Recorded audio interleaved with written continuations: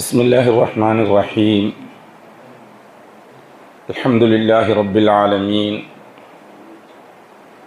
വസ്സലാത്തു വസ്സലാമു അലാ അഷ്റഫിൽ മഖ്ലൂഖീൻ മുഹമ്മദിൻ വ ആലിഹി വസഹ്ബിഹി അജ്മഈൻ. അമ്മാ ബഅദ്. സഹോദരന്മാരെ, സ്നേഹിതന്മാരെ,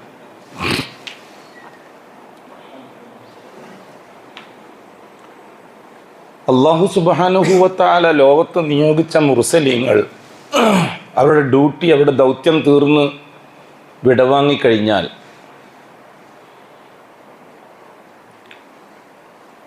ഭൂരിഭാഗവും മരിച്ചു പിരിയാണ്. ഈസാ അലൈഹിസ്സലാത്തു വസ്സലാം ഭൂമിയിൽ ഈസാ അലൈഹിസ്സലാത്തു വസ്സലാമിനെ ഏൽപ്പിച്ച ജോലി പൂർത്തിയാക്കി അള്ളാഹു തആല തിരിച്ചു വിളിക്കുകയായിരുന്നു. ആകാശത്തിൽ അഭൗതിക ലോകത്തെവിടെയോ ജീവിക്കുന്നു, അള്ളാഹു വേണ്ടുക വെച്ച സ്ഥലത്ത്.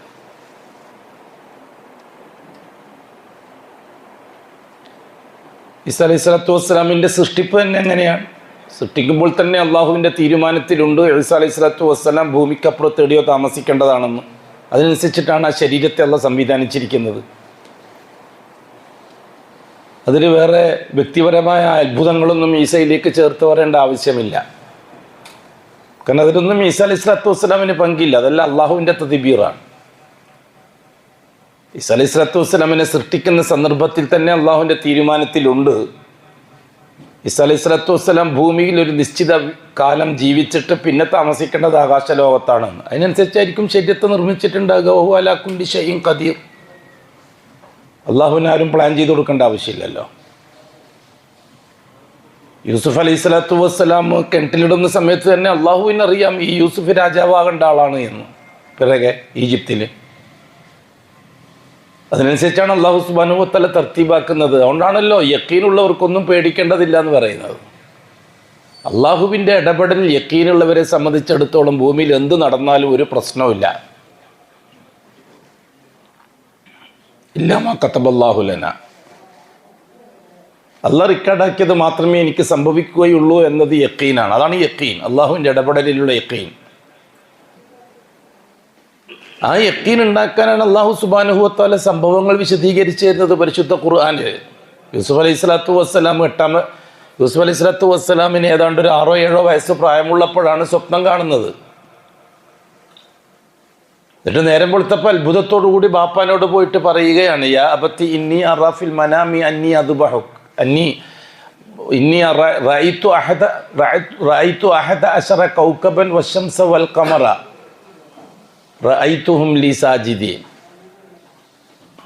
ഞാൻ എൻ്റെ സ്വപ്നത്തിൽ 11 നക്ഷത്രങ്ങളും സൂര്യനും ചന്ദ്രനും എനിക്ക് സുജൂദ് ചെയ്യുന്നതായിട്ട് ഞാനൊരു സ്വപ്നം കണ്ടിട്ടുണ്ട് ബാപ്പ എന്ന് യാക്കൂബ് അലൈഹിസ്സലാത്തു വസ്സലാമിനോട് ഇഷ്ടപ്പെട്ട മോൻ യൂസുഫ് യാക്കൂബ് അലൈഹിസ്സലാത്തു വസ്സലാമിൻ്റെ മടിയിൽ നിന്ന് കളിക്കുന്ന സമയമാണത്.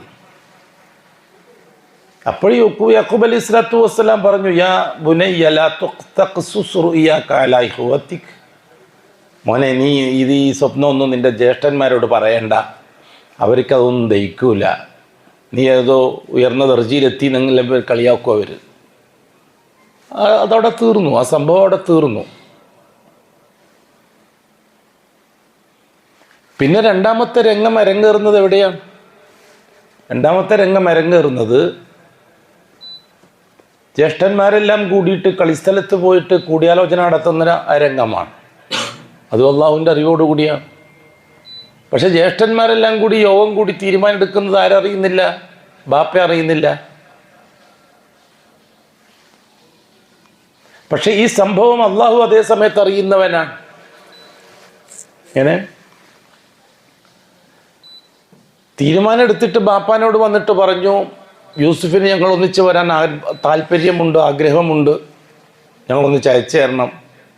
അപ്പോൾ യൂസുഫ് അലൈഹിസ്സലാത്തു വസ്സലാം യാക്കൂബ് അലൈഹിസ്സലാത്തു വസ്സലാം പറയുന്ന മക്കളോട്, ഇല്ല, ഞാൻ അവനെ അയച്ചു തരികയില്ല. ഇന്നി അഖാഫു അൻ യഅ്കുലഹു ദീബു വ അൻതും അൻഹു ഗാഫിലൂൻ. നിങ്ങളവനെ ഒറ്റക്കിടെങ്കിലാക്കിയിട്ട് നിങ്ങൾ കളിക്കാൻ പോകും. ആ സമയത്ത് വല്ല ചെന്നായ്ക്കളെങ്ങാനും വന്നിട്ട് എൻ്റെ മോനെ തിന്നുകളയും. അതുകൊണ്ട് ഞാൻ അയക്കൂല. അഖാഫു, ഞാൻ പേടിക്കുന്നു. യാക്കൂബ് അലൈഹിസ്സലാത്തു വസ്സലാം പറഞ്ഞ വാക്ക് ഞാൻ പേടിക്കുന്നു. അയ്യക്കുലഹു ദീബു, അവനെ ചെന്നായ തിന്നേക്കുമെന്ന് ഞാൻ പേടിക്കുന്നു.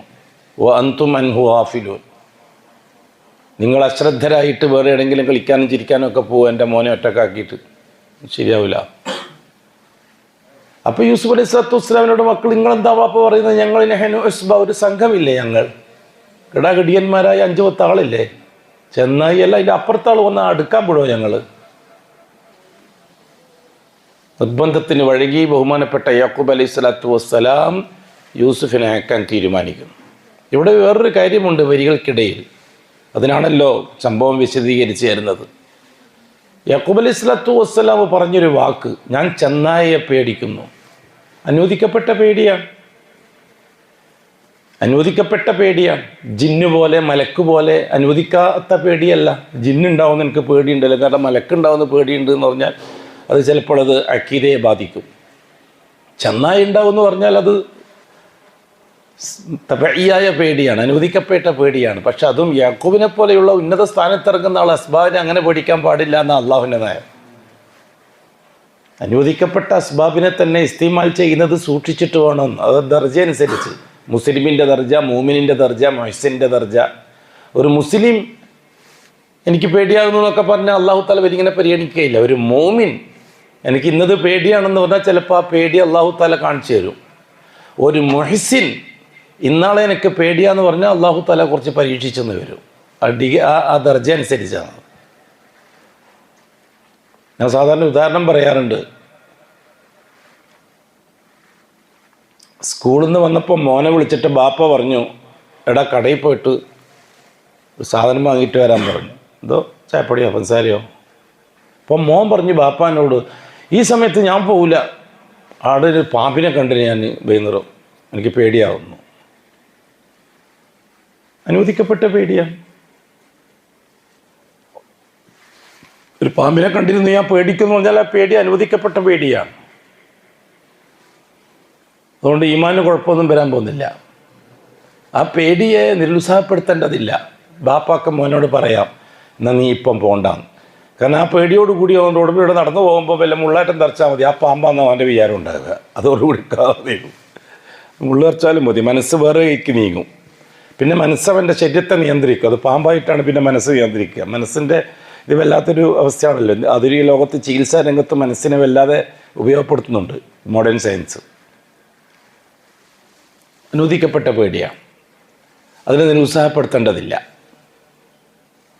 അതേ സന്ദർഭത്തിൽ ആ മോനെ കടയിലേക്ക് പറഞ്ഞേക്കും. ആ മോൻ പറഞ്ഞു, ഞാൻ പോകില്ല, ഞാൻ ആ ജാറത്തിൻ്റെ മുമ്പിലൂടെ ഇപ്പം പോകേണ്ടത്, അല്ലെങ്കിൽ അമ്പലത്തിൻ്റെ മുമ്പിലൂടെയാണ് പോകേണ്ടത്, ഞാൻ പോകില്ല, എനിക്ക് പേടിയാവുന്നു. ഒരു കാരണവശാലും ആ പേടിയെ പ്രോത്സാഹിപ്പിച്ചുകൂടാ. മോനോട് പറയണം, എടാ പേടിക്കാനൊന്നുമില്ല, ധൈര്യമായിട്ട് നീ പോ, ഒരു വസ്തുവും ചെയ്യില്ല, അമ്പലത്തിലുള്ള ദൈവമോ ജാറത്തിലുള്ള തങ്ങളോ നിന്നെ ഒന്നും ചെയ്യില്ല, അവർക്ക് അതിന് കഴിയുകയും ചെയ്യില്ല, നീ പോയിട്ട് വാ, ധൈര്യമായിട്ട് പോയിട്ട് വാ, നിർബന്ധമായിട്ടും പറഞ്ഞാക്കണം. അങ്ങനെ ആ പേടിയെ നിരുത്സാഹപ്പെടുത്തണം. അത് ശിർക്കിൻ്റെ പേടിയാണ്. അതേ അവസരത്തിൽ പാമ്പിനെ പേടിക്കുക എന്നുള്ളത് തബഈയായ മനുഷ്യസഹജമായ പ്രകൃതിപരമായ പേടിയാണ്. വ്യത്യാസം മനസ്സിലാക്കണം. ഈ എല്ലാവർക്കും മനസ്സിലായിക്കൊള്ളണമെന്നില്ല കേട്ടോ. ഇനി അതിപ്പോൾ ഈ വേറെ ഏത് കോലത്തിലാണ് വരിക എന്നറിയില്ല. വേറെ യാക്കൂബ് അലൈഹി സ്വലാത്തു വസ്സലാം മക്കളോട് പറഞ്ഞത് അനുവദിക്കപ്പെട്ട പേടിയാണ്. ഇന്നി അഖാഫു, ഞാൻ പേടിക്കുന്നു, അയ്യകുലഹു, യൂസുഫിനെ തിന്നേക്കുമെന്ന്, അദ്ദീബു, ചെന്നായ, വ അൻതും അൻഹു ഗാഫിലൂൻ. അനുവദിക്കപ്പെട്ട പേടിയാണ്. പക്ഷെ അല്ലാഹു തആലക്ക് അത് ഇഷ്ടപ്പെട്ടില്ല. നേർക്കുനേരെ പറഞ്ഞത് ഇഷ്ടപ്പെട്ടില്ല. ചെന്നായയെ പേടിക്കാൻ ഒരു പ്രവാചകൻ. ഇത് മറ്റേ കാര്യബോധമില്ലാത്ത എനിക്ക് പറഞ്ഞാൽ മനസ്സിലാവില്ല കേട്ടോ. അത് സെൽഫി ആയാലും ശരി. അങ്ങനെ സെൽഫികൾക്കാണ് ഇപ്പം വലിയ സൂക്കേട്, ഷിയാക്കളേക്കാൾ മനസ്സിലാകായിക. തൗഹീദ് പറഞ്ഞാൽ മനസ്സിലാകായിക ചില സെൽഫികൾക്കാണ്, എല്ലാവർക്കും അല്ല. ചില അവർക്ക് സംശയത്തോട് സംശയം. ഷിയാക്കൾക്ക് പിന്നെ അങ്ങനെ സംശയമൊന്നുമില്ല. തങ്ങൾ എന്ന് പറഞ്ഞാൽ തങ്ങൾ തന്നെ, ഔലിയ എന്ന് പറഞ്ഞാൽ ഔലിയ തന്നെ, പിന്നെ അതിൻ്റെ അപ്പുറം വേറെ ഒന്നുമില്ല, ചർച്ചയൊന്നുമില്ല.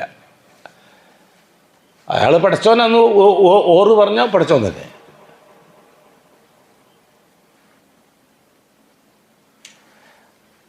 യാക്കൂബ് അലൈഹി സ്വലാത്തു വസ്സലാമിൻ്റെ ആ വാക്ക് അല്ലാഹു സുബ്ഹാനഹു വ തആല വേറെ പറയിപ്പിച്ചു, എന്നിട്ട് തിരുത്തി കൊടുത്തു. പക്ഷെ ഇവിടെ തെറ്റെന്നോ ശിർക്കെന്നോ ഒന്നും അർത്ഥമില്ല അതിന്. അതൊക്കെ ഈമാൻ്റെ യോഗ്യതകളാണ്. ഞാൻ പറഞ്ഞല്ലോ, ഇസ്ലാം, ഈമാൻ, ഇഹ്സാൻ. ദർജ കൂടുതലനുസരിച്ച് നമ്മുടെ വാക്കെന്ന് സംസാരിക്കുക, ഉപയോഗിക്കുന്ന വാക്ക് ശരിയായി വരണം. അല്ലാത്തവർക്കത് മനസ്സിലായിക്കൊള്ളുന്നില്ല. ഞാനൊരു ഓട്ടോറിക്ഷൻ്റെ ഉദാഹരണം പറയാറില്ലേ. ഒരു മുസ്ലിമിൻ്റെ ഭാഷയ്ക്ക് ഞാനൊരു എനിക്കൊരു ഓട്ടോറിക്ഷ കിട്ടി, അങ്ങനെയാണ് ഞാനിവിടെ എത്തുകയെന്ന് പറഞ്ഞാൽ അള്ളാഹു ഇങ്ങനെ പരിഗണിക്കുകയും ചെയ്യില്ല. അനുവദിക്കപ്പെട്ട അസ്ബാബിൻ്റെ പേര് പറഞ്ഞേ ഉള്ളൂ. അങ്ങനെ അനുവദിക്കപ്പെട്ടൊരു സബബിൻ്റെ പേര് പറഞ്ഞേ ഉള്ളൂ. ഒരു മുസ്ലിം അവൻ പറയുമ്പോൾ സൂക്ഷിക്കണം, എനിക്ക് അള്ളാഹു താല ഒരു ഓട്ടോറിക്ഷ എത്തിച്ചെന്നു, അങ്ങനെയാണ് ഞാൻ എത്തിയത്. വാക്ക് മാറിയില്ലേ? ആദ്യത്തവൻ പറഞ്ഞ പോലെയല്ല രണ്ടാമത്തവൻ പറഞ്ഞത്. കാരണം അവൻ്റെ ഡിഗ്രി കൂടി. ഓൻ സബബിനെ മുസബബിലേക്ക് നിസ്ബാ ചെയ്തുകൊണ്ടാണ് സംസാരിക്കുക എപ്പോഴും. എന്ത് പറയുമ്പോഴും ഉമ്മ വിളിച്ചിട്ട് ചോദിക്കും, എടാ ചോറ് വെച്ചാൽ, എനിക്ക് അള്ളാഹു സുബ്ഹാനഹു വ തആല ആ ഹോട്ടലിൽ നിന്ന് നല്ല ചോറ് തന്നു. അള്ളാഹുലേക്ക് ചെറുത് തന്നെ സംസാരിക്കും. എനിക്ക് അള്ളാഹു താല ഒരു ബസ് എത്തിച്ചു തന്നു. എന്താ പറയുന്നതിന് കുഴപ്പം? എന്താ പ്രശ്നം ഉണ്ടായിരിക്കുന്നറിയോ? അള്ളാഹുവിനെ അറിയാത്തവർക്ക്, വമാ ഖദറുല്ലാഹ ഹഖ്ക ഖദ്രി, അള്ളാഹുവിനെ മനസ്സിലാക്കേണ്ട രീതിയിൽ മനസ്സിലാക്കാത്തവർക്ക് പ്രശ്നം തന്നെയാണ്. അല്ലാത്തവർക്ക് ഒരു പ്രശ്നവും അതിലില്ല. അതെന്താണ് ചോറുന്നാഞ്ഞിന്? അള്ളാഹു താല എനിക്ക് റിസ്ക് നിശ്ചയിച്ചിട്ടില്ല ഇന്ന് ഉച്ചക്ക്, അതുകൊണ്ട് ഞാൻ തിന്നിട്ടില്ല. പ്രശ്നം തീർന്നല്ലോ. അത് ബഹളമൊന്നുമില്ല. എനിക്ക് ഹോട്ടൽ കിട്ടിയില്ല, അല്ലെങ്കിൽ പൈസ ഉണ്ടായില്ല, അല്ലെങ്കിൽ ആ ഹോട്ടൽ പൂട്ടീന്, അല്ലെങ്കിൽ ഈ ഹോട്ടൽ തുറന്നിന്. വർത്താനം കൂടുതൽ നാക്കേണ്ട ആവശ്യമില്ല. അല്ലേ, എൻ്റെ അള്ളാഹു ഖദറാക്കിയിട്ടില്ല ഉച്ചക്കത്തെ ഭക്ഷണം എനിക്ക്. അപ്പം കേൾക്കുന്ന വാപ്പ എന്ത് പറയണം? അൽഹംദുലില്ലാ. ഭക്ഷണം കിട്ടിയാലും അൽഹംദുലില്ലാ, കിട്ടിയില്ലെങ്കിലും അല്ല. പ്രശ്നം എന്ന് പറഞ്ഞ് സാധനം മുഅ്മിനീങ്ങൾക്കില്ല കൂട്ടരെ. ഭൂമിയിൽ അള്ളാഹുവിനെ അറിയാത്തവർക്കാണ് ഭൂമിയിൽ പ്രശ്നം. അതാരായിരുന്നാലും ശരി, അള്ളാഹു മാത്രം എന്ന് പ്രസംഗിക്കുന്നവരായാലും ശരി, അള്ളാഹിൻ്റെ ഒന്നിച്ച് വേറെ ആളെന്ന് പ്രസംഗിക്കുന്നവരായിരുന്നാലും ശരി. യാക്കൂബ് അലൈഹി സ്വലാത്തു വസ്സലാം മനമില്ലാ മനസ്സോടുകൂടി മോനെ അയച്ചു കൊടുത്തു. മൂന്നാമത്തെ രംഗം അരങ്ങേറുന്നത് മൈതാനത്താണ്, മരുഭൂമിയിലാണ്. അവരെല്ലാം കൂടി പ്ലാൻ ചെയ്ത് യൂസുഫിനെ കിണറ്റിലിറാൻ തീരുമാനിച്ചു. അള്ളാഹുവിന് നന്നായിട്ടറിയാം, സ്വപ്നം കാണും, സ്വപ്നവുമായിട്ട് അതിന് ബന്ധമുണ്ട്, ജ്യേഷ്ഠന്മാരെ ആലോചനയായിട്ട് ബന്ധമുണ്ട്. അള്ളാഹു തആലയ്ക്ക് ഈ രംഗങ്ങൾ പരസ്പരം ബന്ധമുണ്ട്. പക്ഷെ സമൂഹത്തിൻ്റെ മനുഷ്യൻ്റെ അടുത്ത് എത്തുമ്പോൾ ഓരോ സംഭവം സെപ്പറേറ്റാണ്. കിണറ്റിലിട്ട സംഭവം ബാപ്പ അറിയുന്നില്ല, എന്തിനാണ് ഇട്ടതെന്ന് മോൻ അറിയുന്നില്ല. ഒന്നും പരസ്പരം ബന്ധമുണ്ടാകുകയില്ല. നമ്മുടെ അടുത്തെത്തുമ്പോൾ പരസ്പര ബന്ധം ഇൻഷാ അല്ലാഹ് നാളെ അള്ളാഹുവിൻ്റെ മുമ്പിൽ കോടതിയിലെത്തി വിചാരണ ചെയ്യുമ്പോഴാണ് എന്തിനായിരുന്നു ആ കച്ചവടം നഷ്ടമായത്, എന്തിനായിരുന്നു ഇന്ന മോൻ മരിച്ചത്, എന്തിനായിരുന്നു അവൻ്റെ ഉപ്പ സമയത്ത് നിന്ന് മോൻ മരിച്ചത്, എന്തിനാണ് അവൻ്റെ ഉമ്മ മരിച്ചത്, എന്തിനാണ് അവൻ്റെ ഭാര്യ മരിച്ചത്, എന്തുകൊണ്ടാണ് അവർക്ക് ആ കച്ചവടം നഷ്ടപ്പെട്ടത്, എന്തുകൊണ്ടാണ് ആ വീട് പൊളിഞ്ഞത്, എന്തുകൊണ്ടാണ്, എല്ലാം നാളെ അള്ളാഹു എല്ലാറ്റിൻ്റെയും കാരണങ്ങൾ പരസ്പരം സംയോജിപ്പിച്ച് നമുക്ക് മനസ്സിലാക്കി തരും. അങ്ങനെയാണ് എന്ന് അള്ളാഹുവിനെ പറ്റി ബോധമുള്ള ഒരു മുഅ്മിനെ സംബന്ധിച്ചോളം സന്തോഷത്തിൻ്റെ നാളുകളാണ്. അല്ലാത്തവർ അത്ഭുതത്തോടുകൂടി, ഇതിനാണല്ലേ അത് ചെയ്തത്, അന്ന് ഞാൻ സഹിച്ചെങ്കിൽ എനിക്കെന്തെല്ലാം കിട്ടിയേനെ, അന്ന് ചിന്തിച്ചിട്ടൊന്നും കാര്യമില്ല. യഖൂലു യാ ലൈതനി ഖദ്ദംതു ലി ഹയാത്തി, എൻ്റെ ജീവിതകാലത്ത് എന്തെങ്കിലും സമ്പാദിച്ച് വെച്ചെങ്കിൽ എത്ര നന്നായിരുന്നേനെ. ഫയൗമഇദിൻ ലാ യുഅദ്ദിബു അദാബഹു അഹദ് വലാ യൂസിഖു വസാഖഹു അഹദ്. ഹസ്രത്ത് യൂസുഫ് അലൈഹി സ്വലാത്തു വസ്സലാം ഇതെല്ലാം കഴിഞ്ഞ് കൊട്ടാരത്തിലെത്തി.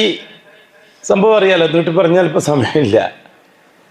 അവസാനം യൂസുഫ് അലൈഹി സ്വലാത്തു വസ്സലാം ജയിലിലായി, പിന്നെ കൊട്ടാരത്തിലായി, രാജാവായി, ദാരിദ്ര്യമായി. യൂസുഫിൻ്റെ റേഷനരി സപ്ലൈ ആ സമയത്ത് കനാനിലെ ജനങ്ങളൊക്കെ ഈജിപ്തിൽ പോയിട്ട് അരി വാങ്ങാൻ തുടങ്ങി, ഗോതമ്പ് വാങ്ങാൻ തുടങ്ങി. ആ സമയത്ത് യാക്കോബിൻ്റെ മക്കളും, ഇങ്ങനൊരാളുണ്ട്, നല്ലൊരു ഭരണാധികാരി ഈജിപ്തിൽ, എല്ലാവർക്കും ഗോതമ്പ് ഫ്രീ ആയിട്ട് കൊടുക്കുന്നുണ്ട്, റേഷൻ വിലക്ക് കൊടുക്കുന്നുണ്ട്, ഞങ്ങളൊന്ന് പോട്ടെ. അങ്ങനെ ബാപ്പ സമ്മതിക്കുന്നു. 10 പേരും കൂടി പോകുന്നു. സാധനം വാങ്ങി തിരിച്ചു വരുന്നു. കുറേ നാൾ കഴിഞ്ഞപ്പോൾ സാധനം തീർന്നു. പക്ഷേ അവിടുത്തെ രാജാവ് പറഞ്ഞു, നിങ്ങളൊരു സഹോദരൻ ഉണ്ടെന്നല്ലേ പറഞ്ഞത്, ബിന്യാമീൻ, അവനെയും കൊണ്ടുവരണം കേട്ടോ. വരുമ്പോൾ അവനില്ലാതെ വന്നാൽ ഞാൻ സാധനം തരില്ല.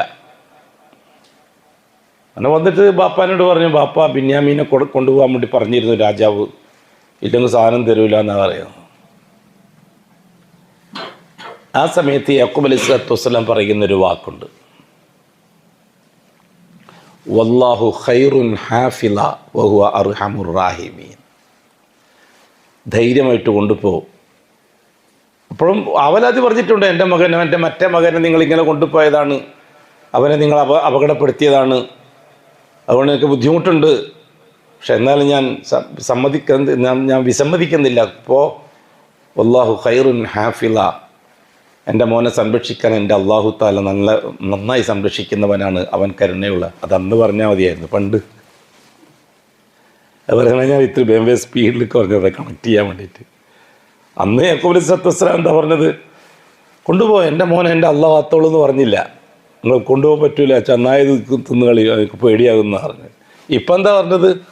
ധൈര്യമായിട്ട് കൊണ്ടുപോകും. അല്ലാഹു ഖൈറുൻ ഹാഫിള വഹുവ അർഹമുർ റാഹിമീൻ. സുബ്ഹാനല്ലാഹ്. ഇതേപോലെ യൂസുഫ് അലൈഹി സ്വലാത്തു വസ്സലാമിനെ അള്ളാഹു സുബ്ഹാനഹു വ തആല പരീക്ഷിക്കുന്നുണ്ട്.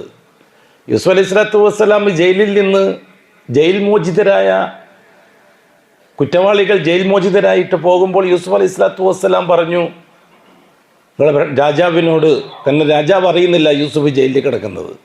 പ്രധാനമന്ത്രിയും ഭാര്യയും കൂടി ഒപ്പിച്ച ഒരു പരിപാടിയാണ്. റെക്കോർഡില്ലാത്തൊരു കേസാണ്, ഫയലില്ലാത്ത കേസാണ്, വിചാരണയില്ലാത്ത ഒരു തടവുകാരനാണ് ബഹുമാനപ്പെട്ട യൂസുഫ് അലൈഹി സ്വലാം. യൂസുഫ് അലൈഹി സ്വലാത്തു വസ്സലാം ആ പോകുന്ന തടവ് പുള്ളികൾ മോചിപ്പിച്ചിട്ട് പോകുമ്പോൾ പറഞ്ഞു, ഉദ്കുർനി ഇൻദ റബ്ബിക്, നീ പോയാൽ നിൻ്റെ രാജാവിനോട് എൻ്റെ കാര്യം ഒന്ന് പറഞ്ഞേക്കണം. ഇങ്ങനെ വിചാരണയില്ലാതെ തെളിവൊന്നുമില്ലാതെ പിന്നെ കോടതിയിൽ റെക്കോർഡൊന്നും ഇല്ലാണ്ട് ഒരുത്തരിങ്ങനെ കിടക്കുന്നുണ്ടെന്ന് രാജാവോട് പറഞ്ഞേക്കണം. അത് അള്ളാഹ്ക്ക് ഇഷ്ടപ്പെട്ടില്ല. ഇതുവരെ അള്ളാഹു സുബ്ഹാനഹു വ തആല സ്വന്തം സംരക്ഷണത്തിൽ ഇങ്ങനെ കൊണ്ടുപോകുക. പിന്നെ ഇപ്പോൾ ഒരു രാജാവ് ഇങ്ങനെ ഉദ്കുർനി ഇൻദ റബ്ബിക്. പണ്ഡിതന്മാർ എഴുതിയിട്ടുണ്ട്, ഉദ്കുർനി എന്ന വാക്കിൽ 6 അക്ഷരങ്ങളുണ്ട്. ആ ഒറ്റ കാരണത്താൽ 6 കൊല്ലം അധികം ജയിലിൽ കിടക്കേണ്ടി വന്നു. കാരണം ആ പോയ ആൾ കാര്യം മറന്നുപോയി. രാജാവിനോട് പറയാൻ മറന്നുപോയി. 6 കൊല്ലം കഴിഞ്ഞ് രാജാവ് സ്വപ്നം കാണുമ്പോഴാണ് അയാൾക്ക് ഇയാൾ ഓർമ്മ വരുന്നത്. മൂപ്പർക്ക് പഴയ ജോലി തിരിച്ചു കിട്ടി. മൂപ്പര് പിന്നെ മദ്യം വീഞ്ഞുണ്ടാക്കുന്ന ജോലിയാണ് കൊട്ടാരത്തിൽ. അങ്ങനെയാണ് ജയിലിലേക്ക് പോകേണ്ടി വന്നത്. അങ്ങനെ കുറ്റമുക്തമായി വീണ്ടും പഴയ ജോലിയിലേക്ക് തന്നെ വന്നു. അങ്ങനെ രാജാവ് സ്വപ്നം കണ്ടിട്ട് മന്ത്രിമാരെല്ലാം വിളിച്ചു കൂട്ടിയിട്ട് ആ സ്വപ്നത്തെപ്പറ്റി പറയുമ്പോഴാണ് ഇയാൾക്ക് ഓർമ്മ വരുന്നത്, ഓ ഇങ്ങനൊരാളുണ്ടല്ലോ ജയിലിൽ, യൂസുഫ് എന്ന് പറഞ്ഞിട്ട്. മൂപ്പര് നല്ല സ്വപ്ന വ്യാഖ്യാനം നമ്മളോടെല്ലാം പറഞ്ഞു തന്നിട്ടുണ്ടായിരുന്നല്ലോ. നമ്മൾ പത്തിരി ഇനാവ് വേണ്ട കഥയൊക്കെ പറഞ്ഞ് തലയിൽ റൊട്ടി കൊണ്ടുപോകുന്നതും കാക്കൗത്തി കൊണ്ടുപോകുന്നതും പിന്നെ പിന്നെ മുന്തിരിങ്ങ വീഞ്ഞിട്ട് മദ്യം ഉണ്ടാക്കുന്ന മറ്റാൾ കാണുന്ന സ്വപ്നം സൂറത്ത് യൂസുഫ്. അദ്ദേഹം അന്ന് നമ്മളോട് രാജാവിനോട് ഓർമ്മിപ്പിക്കാൻ പറഞ്ഞിട്ടില്ലേ? ഞാൻ മറന്നുപോയല്ലോ. അപ്പോഴാണ് രാജാവിനോട് ഇങ്ങനെ പറയുന്നത്, മഹാരാജാവേ, ജയിലിലൊരാളുണ്ട്, അയാൾക്ക് സ്വപ്ന വ്യാഖ്യാനം പറയാൻ അറിയാം. ആരാ? യൂസുഫ് എന്നാ പേര്. ഫയൽ ഹാജരാക്കാൻ വേണ്ടി പറഞ്ഞപ്പം ഫയലില്ല. അപ്പോൾ അസീസും ഭാര്യയും കൂടി ഒപ്പിച്ചതാണ്. അറിയാലോ സംഭവം, അറിയാലോ. ഉടൻ തന്നെ അന്വേഷണ വിധേയമാക്കി. അന്വേഷിച്ചപ്പോൾ മനസ്സിലായി അനധികൃതമായിട്ടാണ് യൂസുഫ് ജയിലിൽ കിടക്കുന്നത്. രാജാവ് ആളെ അയച്ചു യൂസുഫിനെ വരാൻ വേണ്ടി പറയാൻ. യൂസുഫ് അലൈഹി സ്വലാത്തു വസ്സലാം അതിനേക്കാൾ വലിയ രാജാവായി. രാജാവോട് ഞാൻ എന്തിനാണ് ഇക്കാലം അത്രയും ജയിലിൽ കിടന്നത്, അതൊന്ന് തെളിഞ്ഞിട്ട് മതി, ഞാൻ വരുന്നും പോകുന്നതല്ല, എന്നിട്ട് ആലോചിക്കാൻ വരുന്ന കാര്യം എന്ന് പറയാം രാജാവിനോട്. ആ രാജാവോട് പറഞ്ഞു. ഉടൻ തന്നെ രാജാവിന് അത്ഭുതമായി, അന്വേഷിക്കാൻ തുടങ്ങി. അങ്ങനെ പ്രധാനമന്ത്രി പിന്നെ ചർച്ചയ്ക്ക് പിന്നെ സുലൈഖ ഭാര്യ ചർച്ച, എല്ലാവരും ചർച്ചയ്ക്ക് കമ്പനി ആകെ പബ്ലിക്കായി, നാടാകെ പാട്ടായി. ഇപ്പോൾ യൂസുഫ് അലൈഹി സ്വലാത്തു വസ്സലാം പറഞ്ഞത്, സുലൈഖ നിരപരാധിയാണ്, എന്നെ ഒന്നും ചെയ്തിട്ടില്ല. പക്ഷെ നാട്ടുകാർ പലതും പറഞ്ഞ് പരത്തി. അവരൊന്നും എന്നെ ചെയ്തിട്ടില്ല. അവർ ചെയ്യാൻ ആഗ്രഹിച്ചിരുന്നു, പക്ഷെ ഒന്നും എന്നെ ചെയ്തിട്ടില്ല. അതൊന്ന് വെളിപ്പെടുത്തണം. അങ്ങനെയല്ലേ നാട്ടുകാർ മുഴുവനും വിളിച്ചുകൂട്ടി രാജാവിൻ്റെ കൊട്ടാരത്തിൽ നിന്ന് വെളിപ്പെടുത്തലുണ്ടായി. സുലൈഖ ശുദ്ധവതിയായി, ഡീസൻ്റായി. അങ്ങനെയാണ് യൂസുഫ് വരുന്നത്. യൂസുഫ് അലൈഹി സ്വലാത്തു വസ്സലാം ഇത്രയും കൊല്ലം അധികം കിടക്കേണ്ടി വന്നത് പിന്നെയുള്ള ഇതെല്ലാം അള്ളാഹുവിൻ്റെ ഇടപെടൽ പഠിപ്പിക്കാനാണ്. അള്ളാഹു താല ഖുർആൻ ഷരീഫിൽ നമുക്ക് പറഞ്ഞു തരുന്നത്. യൂസുഫ് കിസ്സപ്പാട്ടുണ്ടാക്കിയിട്ട് പാട്ടുപാടാനല്ല, ദപ്പൂട്ടാനല്ല. ഈ സംഭവത്തിൻ്റെ ഇടയിലെല്ലാം നമുക്ക് മനസ്സിലാക്കേണ്ടത് അള്ളാഹുവിൻ്റെ ഇടപെടലുകളെ സംബന്ധിച്ചാണ്. അല്ലാഹു സുബ്ഹാനഹു വ തആല ഓരോ വിഷയത്തിലും ഇടപെടുന്നത് എങ്ങനെയാണ് എന്ന് ബോധ്യപ്പെട്ട് കഴിഞ്ഞാൽ പിന്നെ പ്രശ്നമില്ല. ഈ ഭൂമിയിൽ മുഅ്മിനീങ്ങൾക്ക് സന്തോഷമാണ്, എന്ത് പ്രശ്നം ഉണ്ടായാലും ശരി. അല്ലാഹു സുബ്ഹാനഹു വ തആല അന്ന് മുതൽ ഇന്ന് വരെ പ്രവാചകന്മാരെ മുർസലീങ്ങളെ നിയോഗിച്ചിട്ടുണ്ട് ലോകത്ത്. ആ മുർസലീങ്ങൾ വിട പറയുമ്പോൾ, ഞാനത് ഈസാ അലൈഹി സ്വലാത്തു വസ്സലാമിൻ്റെ സംവിധാനം പറഞ്ഞപ്പോഴാണ്, അള്ളാഹുവിൻ്റെ നടപടിക്രമങ്ങളെ പറ്റി പറഞ്ഞപ്പോഴാണ് അങ്ങോട്ട് നീങ്ങേണ്ടി വന്നത്. ഈസാ അലൈഹി സ്വലാത്തു വസ്സലാം ആകാശത്തിൽ താമസിക്കേണ്ട ആളാണ് എന്ന് അള്ളാഹ്ക്ക് നേരത്തെ അറിയാം. അതിനൊക്കെയായിട്ടാണ് ഈസാ നബിനെ അള്ളാഹു തആല സൃഷ്ടിച്ചത്. ആദം അലൈഹി സ്വലാത്തു വസ്സലാമും ഹവ്വാവും ആകാശത്തിലും സ്വർഗത്തിലും ഭൂമിയിലും താമസിക്കേണ്ട ആളാണെന്ന് അള്ളാഹ്ക്ക് അറിയാം. അതിനനുസരിച്ചാണ് ആദമിൻ്റെ ശരീരത്തെയും ഹവ്വാൻ്റെ ശരീരത്തെയും അള്ളാഹു തആല പഠിച്ചത്. അള്ളാഹു തആലക്ക് ആരും പഠിപ്പിനെ പറ്റി അറിയിക്കേണ്ടിയില്ലല്ലോ. അതുകൊണ്ട് നമ്മൾ അതെങ്ങനെയാണ് സ്വർഗത്തിൽ, അതെങ്ങനെയായിരിക്കും താമസിച്ചിട്ടുണ്ടാകുക, അത് ഉള്ള തന്നെ ആയിരിക്കോ, ഈ സംശയങ്ങളൊക്കെ വരുന്നത് അള്ളാഹുവിനെ അറിയാത്തത് കൊണ്ടാണ്. അള്ളാഹിൻ്റെ ഇടപെടൽ വളരെ കൃത്യവും വ്യക്തവുമാണ്. അള്ളാഹു അതിന് കഴിവുള്ളവനാണ്. അതാണ് തൗഹീദിൻ്റെ പൂർണ്ണത. വഹു അലാ കുല്ലി ഷൈഇൻ ഖദീർ. അത് നമ്മുടെ മനസ്സിലുണ്ടാക്കിയെടുക്കണം. മുർസലീങ്ങൾ അവരവരുടെ ജോലി പൂർത്തിയാക്കി വിടവാങ്ങുമ്പോൾ, മരിച്ചു പിരിയുന്നവർ മരിച്ചു പിരിഞ്ഞു. ഈസാ അലൈഹി സ്വലാത്തു വസ്സലാം ആകാശത്തിലേക്ക് പോയി. ഓരോ റസൂലുകളും വിടവാങ്ങുമ്പോൾ ആ റസൂലിൻ്റെ ജനങ്ങൾ വീണ്ടും പഴയ അവസ്ഥയിലേക്ക് പോകുന്നു എന്നതാണ് ചരിത്രത്തിൽ നമ്മൾ പഠിക്കുന്ന പാഠം. പഴയ അവസ്ഥ എന്താണ് ഈ പഴയ അവസ്ഥ? അള്ളാഹുവിനെ നിഷേധിക്കാനാണോ പഴയ അവസ്ഥ? ഏതെങ്കിലും പ്രവാചകന്റെ അനുയായികൾ അള്ളാഹുവിനെ നിഷേധിച്ചിട്ടുണ്ടായിരുന്നോ? പഴയ അവസ്ഥ കൊണ്ട് ഉദ്ദേശിക്കുന്നത് എന്താണ്? പ്രവാചകന്മാർ ജീവിച്ചിരിക്കുന്ന സന്ദർഭത്തിൽ എല്ലാവരും അള്ളാഹുവിനെ മാത്രം ആശ്രയിക്കും. ഇസ്തിആനത്ത് അള്ളാഹുവിനോട് മാത്രം, ഇസ്തിഖാറത്ത് അള്ളാഹുവിനോട് മാത്രം, ഇസ്തിആദത്ത് അള്ളാഹുവിനോട് മാത്രം, ഇസ്തിഗ്ഫാർ അള്ളാഹുവിനോട് മാത്രം പ്രവാചകന്മാർ ജീവിക്കുന്ന സന്ദർഭത്തിൽ. പ്രവാചകന്മാർ മരിച്ചു പിരിഞ്ഞു, ആ തലമുറ കയ്യിലോടുകൂടി വീണ്ടും പഴയ അവസ്ഥയിലേക്ക് പോകും. എന്താണത്? അള്ളാഹുവിൻ്റെ അടുക്കണമെങ്കിൽ ഇടയാളുകൾ, ഇലാഹുകൾ. എല്ലാ കാലഘട്ടത്തിലും ഇലാഹാണ് പ്രവാചകന്മാരുടെ വിഷയം. ആദം അലൈഹി സ്വലാത്തു വസ്സലാമിന് ഇലാഹുകളെ പറ്റി സംസാരിക്കേണ്ടി വന്നിട്ടില്ല. ഇദ്രീസ് നബിക്കും ശീസ് നബിക്കും ഇലാഹുകളെ പറ്റി സംസാരിക്കേണ്ടി വന്നിട്ടില്ല. അതുകൊണ്ട് ആ കാലഘട്ടത്തിൽ ലാ ഇലാഹ ഇല്ലല്ലാഹ് എന്ന കലിമത്തിന് പ്രസക്തിയില്ല. എന്താണ് ഹദീസിലുള്ളത്? ആദ്യമായിട്ട് ലാ ഇലാഹ ഇല്ലല്ലാഹ് പറയുന്നത് ആരാണ്? നൂഹ് നബി അലൈഹി സ്വലാത്തു വസ്സലാമാണ്. ആദ്യമായിട്ട് ലാ ഇലാഹ ഇല്ലല്ലാഹ് ദഅവത്ത് ചെയ്യുന്നത് നൂഹ് നബി അലൈഹി സ്വലാത്തു വസ്സലാമാണ്. ആദം, ഇദ്രീസ്, നൂഹ് മുതലായ നബിമാർ ലാ ഇലാഹ ഇല്ലല്ലാഹ് കൈകാര്യം ചെയ്തവരല്ല. അതിൻ്റെ ആവശ്യം അവർക്കില്ല. എന്താണ് ആവശ്യമില്ലായ്മ?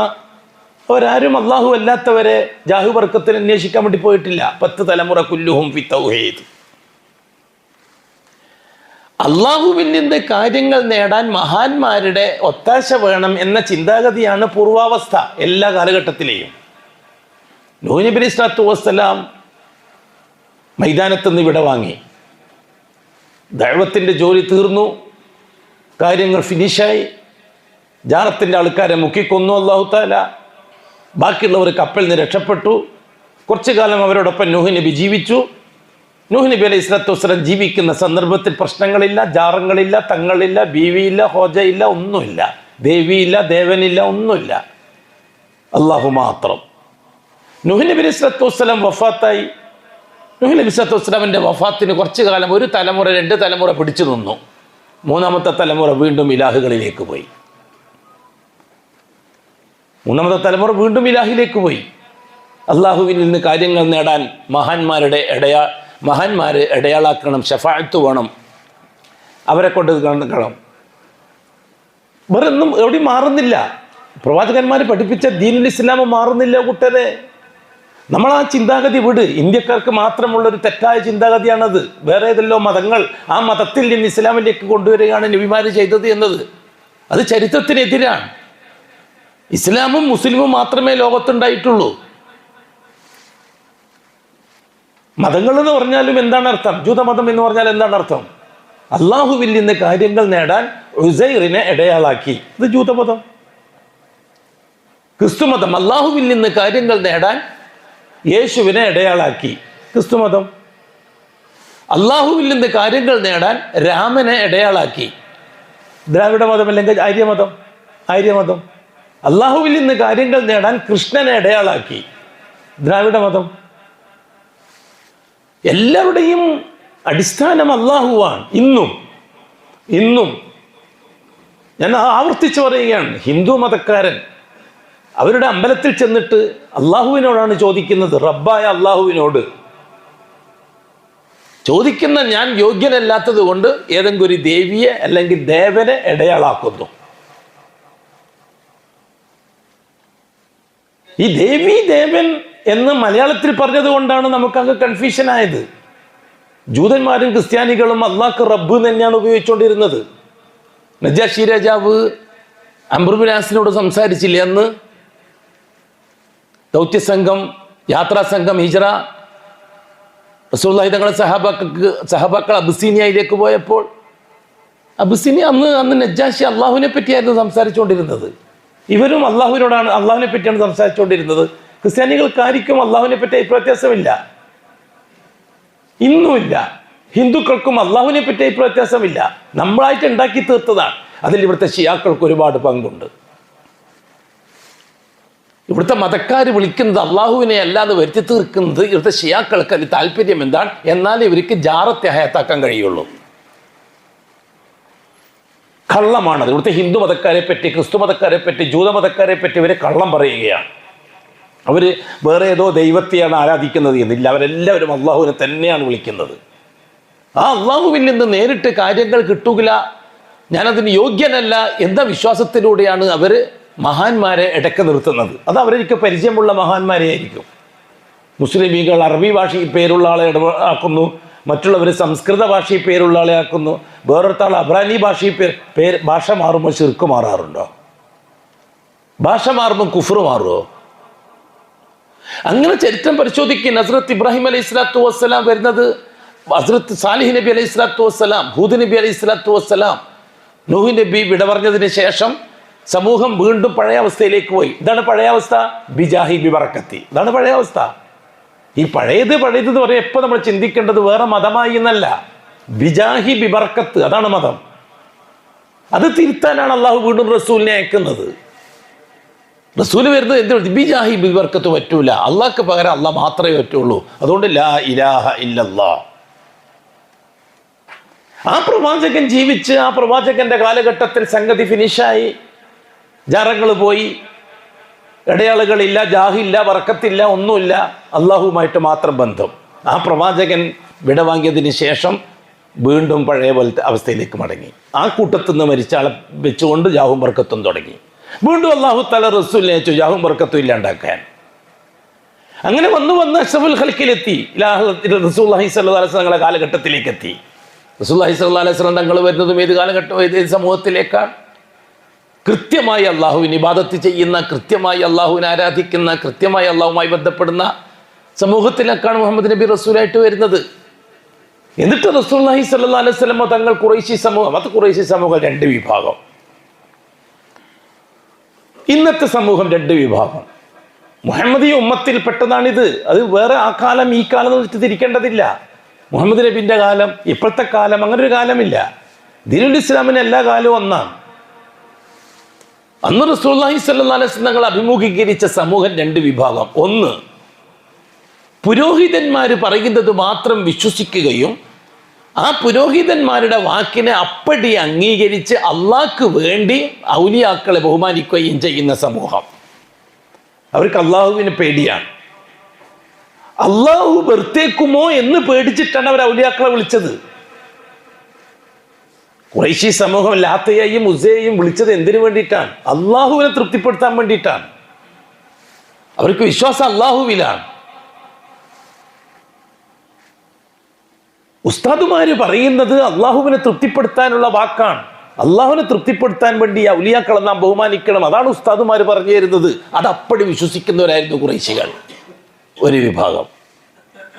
വേറൊരു വിഭാഗം, ആ വിഭാഗത്തിൽ പെട്ടതാണ് ഞാൻ നേരത്തെ സൂചിപ്പിച്ചതുപോലെ, പണ്ട് പറഞ്ഞതുപോലെ ഹംസ റളിയല്ലാഹു അൻഹു, ഉമർ റളിയല്ലാഹു അൻഹു, ഇവരൊക്കെ പണ്ഡിതന്മാരുടെ, പുരോഹിതന്മാരുടെ പ്രസംഗങ്ങളും ഉപദേശങ്ങളും ദാറുൻ നദുവായിൽ വെച്ച് കേട്ട് ലാത്ത, ഉസ്സ, മനാത്ത, അതേപോലെ തന്നെ വദ്ദു, സുവാ മുതലായ മഹാപുരുഷന്മാരെ പറ്റിയുള്ള പ്രസംഗങ്ങൾ അവരിൽ നിന്ന് കേട്ട് കേട്ട് കേട്ട് അവരില്ലാതാവൂല എന്നുള്ള മാനസികാവസ്ഥയിലെത്തിയവർ. വേറൊരു കൂട്ടക്കാർ അബൂ താലിബിനെ പോലെ, അബൂജഹലിനെ പോലെ, അബൂ ലഹബിനെ പോലെയുള്ള ആൾക്കാർ, അവർ ഈ മഹാന്മാരെ അവരുടെ സമ്പത്തിന് വേണ്ടിയും അധികാരത്തിന് വേണ്ടിയും ഉപയോഗപ്പെടുത്തുന്ന വിഭാഗം. ഇന്നും അങ്ങനെ തന്നെയാണ് രണ്ട് വിഭാഗം. ഒരു വിഭാഗം സാധാരണക്കാർ, അവർ ഹംസ റളിയല്ലാഹുവിൻ്റെയും ഉമർ റളിയല്ലാഹുവിൻ്റെയും ആ ലിസ്റ്റിലുള്ളവരാണ്. കാരണം ആലിമ്യങ്ങൾ പറയുന്നത് കേട്ടിട്ട് അവർ ഔലിയാക്കളെ ബഹുമാനിക്കുകയും അള്ളാഹ് തൃപ്തിപ്പെടണമെങ്കിൽ ഔലിയാക്കളെ നമ്മൾ കൂട്ടിപ്പിടിച്ചേ പറ്റൂ എന്ന ചിന്താഗതിയിലെത്തുകയും ചെയ്തു പോയവർ. വേറൊരു കൂട്ടക്കാർ അബൂ താലിബ്, അബൂജഹൽ പോലെയുള്ള പാരമ്പര്യ മുസ്ലിമീങ്ങളെ പോലെയുള്ളവർ. അത് നമ്മുടെ ഇവിടുത്തെ പുരോഹിതന്മാർ, ഷീഈ പുരോഹിതന്മാർ. അവർക്ക് ലക്ഷ്യം സാധാരണക്കാരൻ്റെ മാനസികാവസ്ഥ ജാറങ്ങൾക്ക് അനുകൂലമാക്കി എടുക്കുക, എന്നിട്ട് അവരെ വിശ്വാസത്തെ ഉപയോഗപ്പെടുത്തി അധികാരവും പണവും നിലനിർത്തുക. അബൂ താലിബ് അധികാരം നിലനിർത്താൻ ശ്രമിച്ചു, അബൂ ലഹബ് പണം നിലനിർത്താൻ വേണ്ടി ശ്രമിച്ചു. നിഷേധിക്കാൻ ഒക്കുമോ? ചരിത്രമല്ലേ. അബൂ താലിബ് പൗരോഹിത്യം അബൂ താലിബിൻ്റെ പാരമ്പര്യത്തിലും സാമ്പത്തികം അബൂ ലഹബിൻ്റെ പാരമ്പര്യത്തിലും ഇന്നുവരെയും കടന്നു വന്ന മുസ്ലിമീങ്ങൾക്കിടയിലേക്ക് അത് ഇന്നും നിലനിൽക്കുന്നുണ്ട്. പുരോഹിതന്മാർ അബൂ താലിബിൻ്റെ റോളിലാണ്. എന്താണ് അബൂ താലിബിൻ്റെ റോള്? വലഖദ് അലിംതു ബി അന്ന ദീന മുഹമ്മദി മിൻ ഖൈരി അദിയാനിൽ ബരിയത്തി ദീന. മുഹമ്മദിൻ്റെ ദീൻ തന്നെയാണ് ഏറ്റവും നല്ല ദീൻ. പക്ഷെ ലൗലൽ മലാമത്തു വൽ ഹദാറു മസബ്ബത്തി ലവജത്തനി സംഹം ബിദാക മുബീന. എനിക്ക് എൻ്റെ ഈ അധികാരം, കഅബാലയത്തിൻ്റെ പരിപാലന കർത്തൃത്വത്തിൻ്റെ നേതൃത്വം, അതിൻ്റെ മുത്തവല്ലി സ്ഥാനം, മസ്ജിദുൽ ഹറാമിൻ്റെ പ്രസിഡന്റ് സ്ഥാനം, ഖുറൈശി കൂട്ടത്തിൻ്റെ നേതൃത്വ സ്ഥാനം, ഇതൊക്കെ എനിക്ക് നഷ്ടപ്പെടുകയും ജനം എന്നെ ഒറ്റപ്പെടുത്തുകയും ജനം എന്നെ ചീത്ത പറയുകയും ചെയ്യുന്ന അവസ്ഥ എനിക്ക് സഹിക്കാൻ പറ്റൂല മോനെ മുഹമ്മദ്. അല്ലായിരുന്നുവെങ്കിൽ ലവജത്തനി സംഹം ബിദാക. അതാണ് ഇന്നത്തെ പൗരോഹിത്യം. അബൂ താലിബിൻ്റെ അനുയായികളാണ് ഇന്നത്തെ പൗരോഹിത്യം. ഉസ്താദുമാർ, മൗലാനന്മാർ, ശൈഖുനമാർ, ഇവരൊക്കെ അബൂ താലിബിൻ്റെ പാരമ്പര്യക്കാരാണ്. അബൂ താലിബ് കൃത്യമായി നിസ്കരിക്കുന്ന ആളാണ്, കൃത്യമായി നോമ്പ് വെക്കുന്ന ആളാണ്, കൃത്യമായി ഹജ്ജ് ചെയ്യുന്ന ആളാണ്. മോശമായ ഒരു ജോലിയും അബൂ താലിബിൻ്റെ ചരിത്രത്തിൽ ഉണ്ടായിട്ടില്ല. ചരിത്രരേഖകളിൽ ഒന്നും കാണാൻ സാധിക്കില്ല. സ്വാലിഹായ ഒരു മനുഷ്യനാണ്, ഹനീഫാണ് അബൂ താലിബ്. ഒരു മദ്യപാനിയായിരുന്നില്ല, പലിശക്കാരനായിരുന്നില്ല, പ്യൂറിൽ പ്യൂർ ഇബ്രാഹിമി സുന്നത്തനുസരിച്ച് ജീവിക്കുന്ന ആളായിരുന്നു അബൂ താലിബ്. എന്നിട്ടും അബൂ താലിബിനെ ദഅവത്ത് ചെയ്തു റസൂലുള്ളാഹി തങ്ങൾ. എന്തുകൊണ്ട്? ഈ പറയപ്പെടുന്നത് ഒന്നുമല്ല ഇസ്ലാം. ഇസ്ലാം ഖൂലു ലാ ഇലാഹ ഇല്ലല്ലാഹ് ഫശ്ഹദൂ ബി അന്നാ മുസ്ലിമൂൻ. ലാ ഇലാഹ ഇല്ലല്ലാഹ്ക്ക് ഷഹാദത്ത് കൊടുക്കണം, എന്നാൽ മാത്രമേ അള്ളാഹു പറയുന്ന മുഅ്മിനീങ്ങളെ കൂട്ടത്തിൽ ഉൾപ്പെടുത്താൻ പറ്റുകയുള്ളൂ. അബൂ താലിബ് തയ്യാറായില്ല. ആ രീതിയിൽ മരിച്ചു. അബൂ താലിബ് നരകത്തിലേക്ക് പോയി. ഇത് നിസ്സാര വിഷയമല്ല കൂട്ടരെ. അബൂ താലിബ് എന്ത് തെറ്റ് ചെയ്തിട്ടാണ് നരകത്തിലേക്ക് പോകേണ്ടി വന്നത്? ഒരു തീനാനുള്ള ഷൂ ധരിപ്പിക്കപ്പെടും അബൂ താലിബിൻ എന്ന് പറഞ്ഞു റസൂലുള്ളാഹി തങ്ങൾ. എന്തുകൊണ്ടാണ് അബൂ താലിബിന് ആ തീനാനുള്ള ഷൂ ധരിപ്പിക്കപ്പെടുന്നത്? അത് അത് എന്ന കാലാകാലം തുടരുമെന്ന്, സ്വർഗത്തിൻ്റെ ഒരു അംശം അബൂ താലിബിന് കിട്ടുകയില്ല എന്ന് അള്ളാഹു ആയത്തിറക്കി. ഇന്നക ലാ തഹ്ദി മൻ അഹ്ബബ്ത വലാകിന്നല്ലാഹ യഹ്ദി മൻ യശാ. എന്താ കാര്യം? അള്ളാഹു മാത്രം എന്ന് പറയാൻ അബൂ താലിബ് കൂട്ടാക്കിയില്ല, അതിന് ഷഹാദത്ത് കൊടുക്കാൻ കൂട്ടാക്കിയില്ല. ബാക്കി എല്ലാ നല്ല ഗുണങ്ങളും ഉണ്ട്. ആ പാരമ്പര്യത്തിനാണ് ഇന്നത്തെ പുരോഹിതന്മാരുള്ളത്, ഇന്നത്തെ മഹാഭൂരിപക്ഷ പുരോഹിതന്മാരുള്ളത്. എല്ലാ കാലഘട്ടത്തിലും അവർ ഭൂരിപക്ഷമാണ്. എല്ലാ കാലഘട്ടത്തിൽ ഓരോ റസൂല് വരുമ്പോഴും ഈ ജാറത്തിൻ്റെ ആൾക്കാരാണ് ഭൂരിപക്ഷം ഭൂമിയിൽ. അവരാണ് ലോകത്തെ ഏറ്റവും കൂടുതൽ ജനങ്ങൾ. അത് ഇന്നും അങ്ങനെ തന്നെയാണ്. അതുകൊണ്ട് ഭൂരിപക്ഷം നോക്കിയിട്ട് ശിർക്കും കുഫ്റും തീരുമാനിക്കാൻ പറ്റില്ല. റസൂലുള്ളാഹി സ്വല്ലല്ലാഹു അലൈഹി വസല്ലം അബൂ ലഹബിനെയും ക്ഷണിച്ചു. അബൂ ലഹബ് തബ്ബല്ലക യാ മുഹമ്മദ് പറഞ്ഞു. എന്താ കാര്യം? മുഹമ്മദ് നബി പറയുന്നത് സത്യമല്ലാഞ്ഞിട്ടല്ല, അബൂ ലഹബ് നന്നായിട്ട് അറിയാം ഇത് ഉപ്പപ്പാൻ്റെ ദീനാണ്. പക്ഷെ അത് അംഗീകരിച്ചു കൊടുത്താൽ പിന്നെ ജാറത്തിലേക്ക് നേർച്ചയായിട്ട് ആൾക്കാർ വരുന്നതുണ്ടാവില്ല. കഅബത്തിൽ 300 ചില്ലാനം ജാറങ്ങളുണ്ട്. അതിൽ ഇലാഹ ഹദ്റത്ത് പറയലാണ് അബൂ ലഹബിൻ്റെ ജോലി. അടുത്ത പൂജാരിയാണ് അബൂ ലഹബ്. അവിടുത്തെ ജാഹ് ബർക്കത്തുകൊണ്ട് കാര്യങ്ങൾ നടത്തി. ലാത്തൻ്റെ ജാഹ് ബർക്കത്തുകൊണ്ട്, ഉസ്സൻ്റെ ജാഹ് ബർക്കത്തുകൊണ്ട്, ഇബ്രാഹിം നബിൻ്റെ ജാഹ് ബർക്കത്തുകൊണ്ട്, ഇസ്മായിൽ നബിൻ്റെ ജാഹ് ബർക്കത്തുകൊണ്ട്. ആ രീതിയിൽ കാശുണ്ടാക്കലാണ് അബൂ ലഹബിൻ്റെ ജോലി. ആ കൂട്ടത്തിൽപ്പെട്ടവരാണ് വേറൊരു വിഭാഗം. ഇതിൽ നിന്ന് വേണം ലാ ഇലാഹ ഇല്ലല്ലാഹ് എന്ന കലിമയിലെ ഷഹാദത്തിലേക്ക് ആൾക്കാർ വരാൻ. മുഹമ്മദ് നബിക്ക് ശേഷം ഇനി നബി വരുന്ന പ്രശ്നമില്ല, ഒരു റസൂൽ വരുന്ന പ്രശ്നമില്ല. ഖത്താബിൻ്റെ മകൻ ഉമറുമാരെ നമുക്ക് കിട്ടണം ഈ ഷിയാക്കളിൽ നിന്ന്. അബ്ദുൽ മുത്തലിബിൻ്റെ മകൻ ഹംസത്തിനെ പോലുള്ള ആൾക്കാർ നമുക്ക് ഷിയാക്കളിൽ നിന്ന് കിട്ടണം. 1000 ഷിയാക്കളിൽ നിന്ന് 1 2 മാത്രമായിരിക്കും കിട്ടുക. അത്ര കാലം കാത്തിരുന്നിട്ടാണ് ഓരോ നബിമാർക്കും കിട്ടിയത് ഓരോരാളെ. ഈ നബിമാർക്ക് ആളെ കിട്ടുക എന്ന് പറഞ്ഞാൽ എന്താണ്? നിസ്കരിക്കുന്ന ആളെ കിട്ടി, നോമ്പ് വെക്കുന്ന ആളെ കിട്ടി എന്നാണോ? അവരെല്ലാം നിസ്കരിക്കുന്ന നോമ്പുള്ളവരാണല്ലോ ഓൾറെഡി. പിന്നെ ഈ നബിമാർക്ക് ആൾക്കാരെ കിട്ടി എന്ന് പറയുന്നത് എന്താണ് അടിസ്ഥാനം? അല്ലാഹ് മാത്രമേ ഉള്ളൂ എന്ന് ജീവിച്ച് തെളിയിക്കാൻ ഞാൻ തയ്യാറാണ്. അതാണ് നബിമാർക്ക് കിട്ടിയ ന്യൂനപക്ഷം. അതുകൊണ്ടാണ് അത് ന്യൂനപക്ഷമായത്. മുഹമ്മദ് മുസ്തഫ സല്ലല്ലാഹു അലൈഹി വസല്ലമ തങ്ങൾ വഫാത്താകുന്ന സന്ദർഭത്തിൽ 1,40,000 നബി സഹാബാക്കളുണ്ട്. 1,40,000 പേർക്കാണ് ഹിദായത്ത് കിട്ടിയത് റസൂലുള്ളാഹി തങ്ങൾ വഫാത്താവുമ്പോഴേക്ക്. 1,40,000 പേർക്ക് അല്ലേ? അന്ന് ഭൂമിയിൽ ലക്ഷോപലക്ഷം ജനങ്ങൾ ജീവിക്കുകയല്ലേ, കോടാനകോടിക്കണക്കിന് ജനങ്ങൾ ജീവിക്കുകയല്ലേ. റസൂലുള്ളാഹി സ്വല്ലല്ലാഹു അലൈഹി വസല്ലം തങ്ങൾക്ക് ക്രെഡിറ്റ് ഉണ്ടാക്കി കൊടുക്കാൻ മുഹമ്മദ് നബിൻ്റെ കാലഘട്ടത്തിൽ മരിക്കുന്നത് വരെയെങ്കിലും ഭൂലോകത്ത് 100% ജനങ്ങളും മുസ്ലിം ആവട്ടെ എന്നുള്ള തീരുമാനിച്ചോ? 1,40,000 പേരല്ലേ മുസ്ലിമുകളായിട്ടുള്ളൂ 23 കൊല്ലത്തിനിടയിൽ. അന്ന് ഏഷ്യ ഭൂഖണ്ഡത്തിൽ കോടിക്കണക്കിന് ജനം ജീവിക്കുന്നുണ്ട്, യൂറോപ്പ് ഭൂഖണ്ഡത്തിൽ ജനങ്ങൾ ജീവിക്കുന്നുണ്ട്, ആഫ്രിക്കൻ അമേരിക്കൻ ഭൂഖണ്ഡത്തിൽ കോടിക്കണക്കിന് ജനം ജീവിക്കുന്നുണ്ട്. എല്ലാ വൻകരകളിലും മനുഷ്യരുണ്ടല്ലോ നബി തങ്ങളുടെ കാലം വന്നപ്പോഴേക്കും. നോഹ് നബിൻ്റെ കാലത്തല്ലേ ഇറാഖിന് മാത്രം മനുഷ്യൻ? അഷ്റഫുൽഖൽക്ക് ജനിക്കുമ്പോഴേക്കും എല്ലാ വൻകരകളിലും ജനങ്ങളല്ലേ? ഇന്ത്യയിലടക്കം കോടിക്കണക്കിന് ജനങ്ങളെന്നില്ലേ? എന്തേ റസൂലുള്ളാഹി സ്വല്ലല്ലാഹു അലൈഹി വസല്ലമ തങ്ങൾക്ക് അഡ്രസ്സ് കിട്ടട്ടെ എന്ന് പറഞ്ഞിട്ട് എല്ലാവരും അങ്ങ് മുസ്ലിമാക്കിയില്ല? അള്ളാഹു അത് ഉദ്ദേശിക്കുന്നില്ല. വളരെ എണ്ണപ്പെട്ടവർ മാത്രം. നാം പറയുന്നത് ഇന്ന് കൃത്യമായിട്ട് നാം പറയുന്നത്, നമുക്ക് ഇവിടുത്തെ പാരമ്പര്യ ഷീഈ മുസ്ലിമീങ്ങൾ, അതായത് ലാ ഇലാഹ ഇല്ലല്ലാഹ് പറയുന്നു, മുഹമ്മദുർ റസൂലുള്ളാഹ് പറയുന്നു, എന്നിട്ട് ലാ ഇലാഹ ഇല്ലല്ലാഹ്ക്കെതിരായി ഖുറൈശി സമൂഹത്തിൻ്റെ ജീവിത രീതി പിന്തുടരുന്നു. അവരെ മുവഹിദുകളായി കിട്ടണം. ഹംസ റളിയല്ലാഹു തആല അൻഹു പാരമ്പര്യ മുസ്ലിമാണ്. അള്ളാഹുവിനോട് ദുആ ചെയ്തുകൊണ്ടിരുന്ന ആളാണ്. കഅബ തവാഫ് ചെയ്തുകൊണ്ടിരുന്ന ആളാണ്. എന്തുണ്ടെങ്കിലും അള്ളാഹിനോടാണ് ദുആ ചെയ്യാറ്. പക്ഷേ ലാത്തൻ്റെയും ഉസ്സൻ്റെയും ബർക്കത്ത് കൊണ്ടെന്ന് മാത്രം പറയും. ഈ രീതിയിൽ ജീവിക്കുന്ന ഹംസ അള്ളാഹുവിനോട് തന്നെയാണ് ദുആ ചെയ്തത്.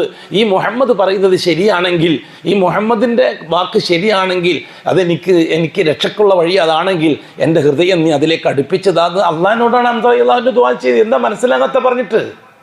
അള്ളാഹിനോടാണ് ദുആ ചെയ്യുന്നത്, സ്പെഷ്യൽ അള്ളാഹിനോടല്ല. നമ്മൾ അള്ളാഹിനോട്, ഈ റബ്ബുൽ ആലമീനായ അള്ളാഹിനോടാണ് ഹംസ അള്ളാഹുവിൻ്റെ ദുആ ചെയ്യുന്നത് അന്ന് രാത്രി.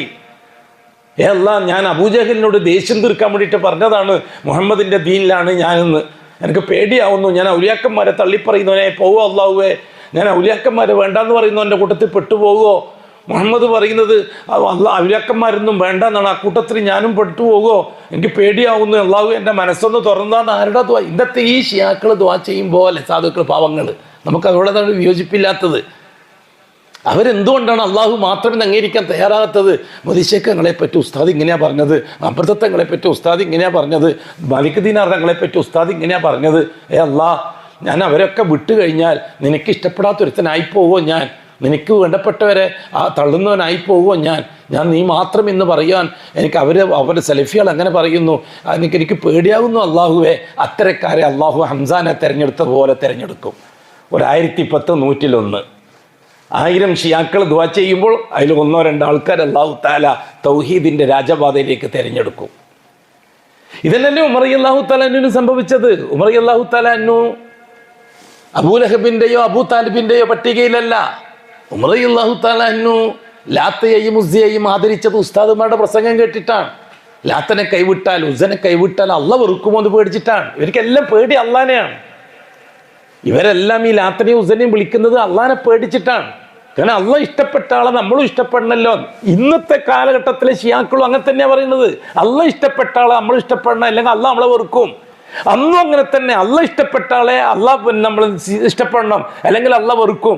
അന്ന് ഖത്താബിൻ്റെ മകൻ ഉമർ വിശ്വസിച്ചതും ഇന്ന് നമ്മുടെ രാജ്യത്ത് ജീവിക്കുന്ന ഖത്തീവുമാർ, മുദരിസുമാർ, അതേപോലെ തന്നെ പള്ളി ഇമാമിങ്ങൾ, അതേപോലെ തന്നെ മഹല്ലി കമ്മിറ്റിക്കാർ, ഇവരൊക്കെ ജനങ്ങൾക്ക് പറഞ്ഞു കൊടുക്കുന്ന വിഷയം ഇതാ: ഔലിയാക്കളെ വിട്ടാൽ അള്ളാഹു തആല വെറുത്ത് കളിയും കേട്ടോ, വഹാബികളെ പോലെ ആവരുത്, വഹാബികൾ അള്ളാഹു വെറുത്തവരാണ്.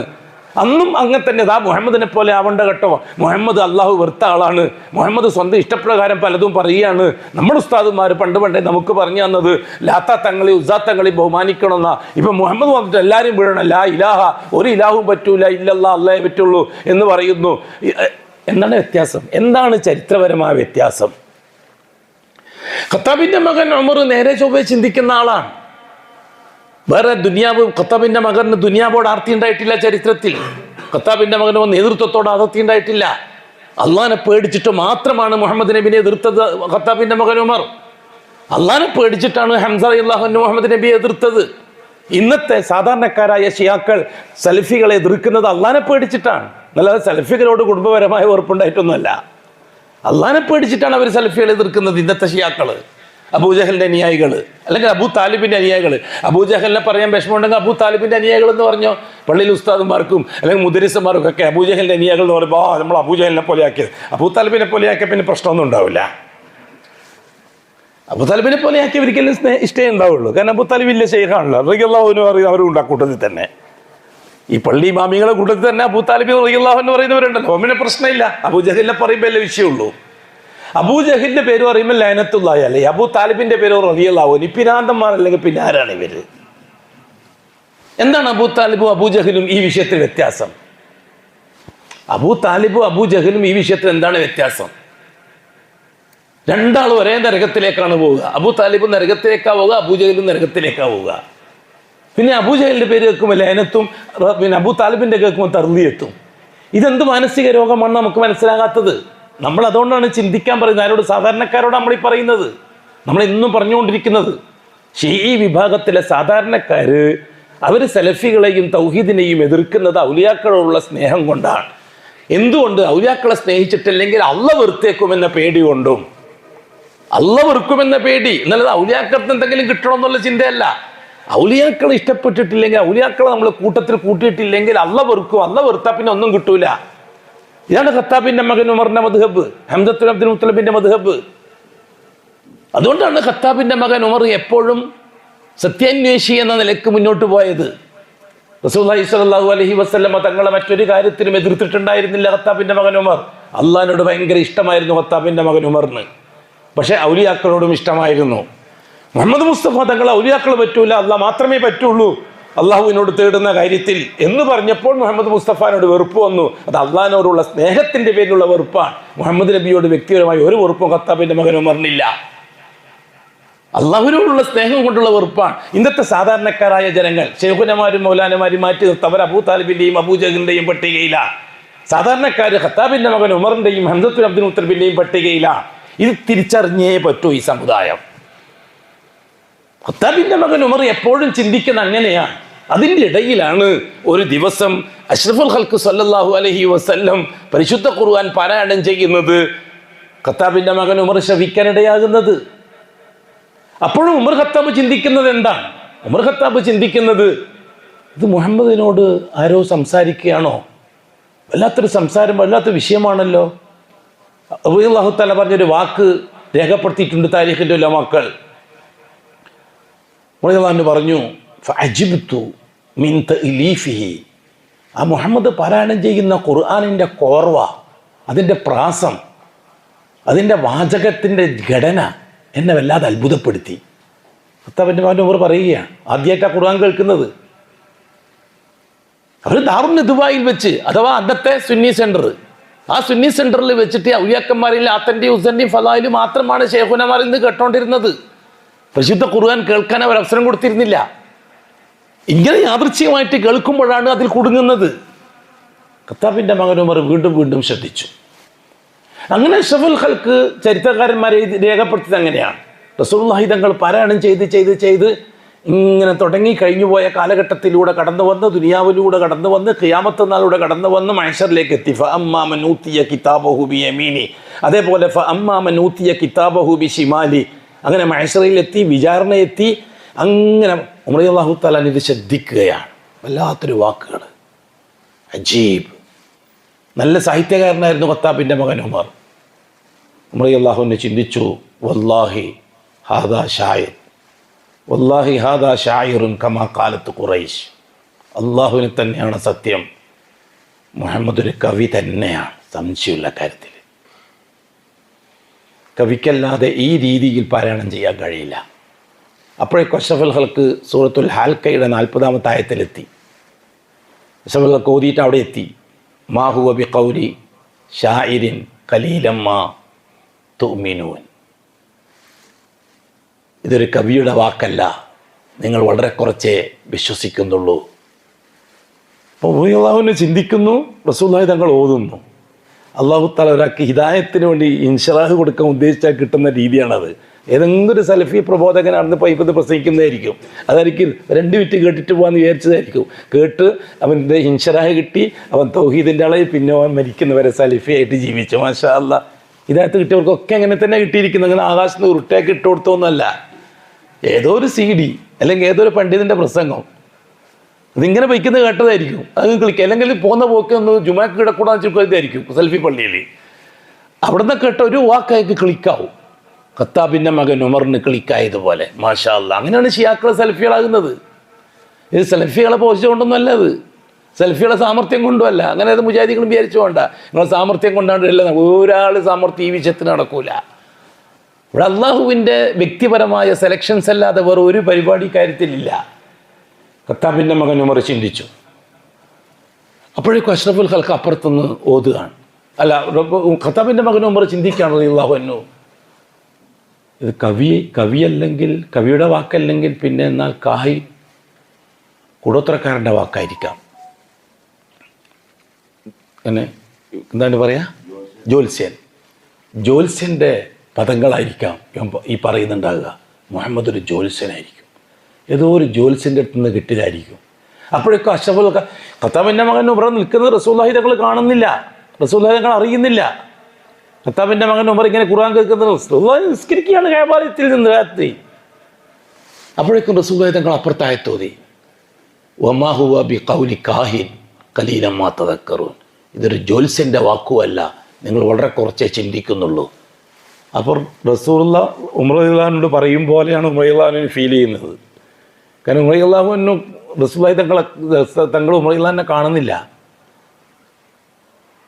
ഇത് കേട്ടപ്പം ഉമർ റളിയല്ലാഹു ചിന്തിച്ചു, അങ്ങനെയാണെങ്കിൽ ഇത് മുഹമ്മദ് ഉണ്ടാക്കിയതായിരിക്കും. മുഹമ്മദ് നല്ല സമർത്ഥനാണ്, ആൾ സ്വന്തം ഉണ്ടാക്കിയതായിരിക്കും. പിന്നീട് ഇത് കിട്ടേണ്ടത് മുഹമ്മദ് വേറെ രാജ്യത്തൊന്നും പോയ ചരിത്രമില്ല, കച്ചവടത്തിന് പോയിട്ടുണ്ടായിരുന്നു.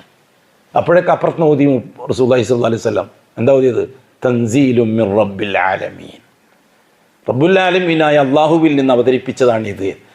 അള്ളാഹു ആകെ മൊത്തം കൺഫ്യൂഷനായി. ഇങ്ങനെ സലഫി പള്ളിയിൽ പോയിട്ട് പ്രസംഗം കേട്ട മാതിരിയായി. ആകെ മൊത്തം കൺഫ്യൂഷനായി. ഇതെന്താണ് നമ്മൾ ഈ മുഹമ്മദ്, നമ്മൾ ഉസ്താദുമാർ ഈ മുഹമ്മദിനെ എതിർക്കുന്നല്ലോ, പക്ഷേ എതിർക്കാനൊന്നും കാണുന്നില്ലല്ലോ, ഇല്ലാത്ത സംഭവമാണല്ലോ ഇത്. എന്താണ് സംഭവം?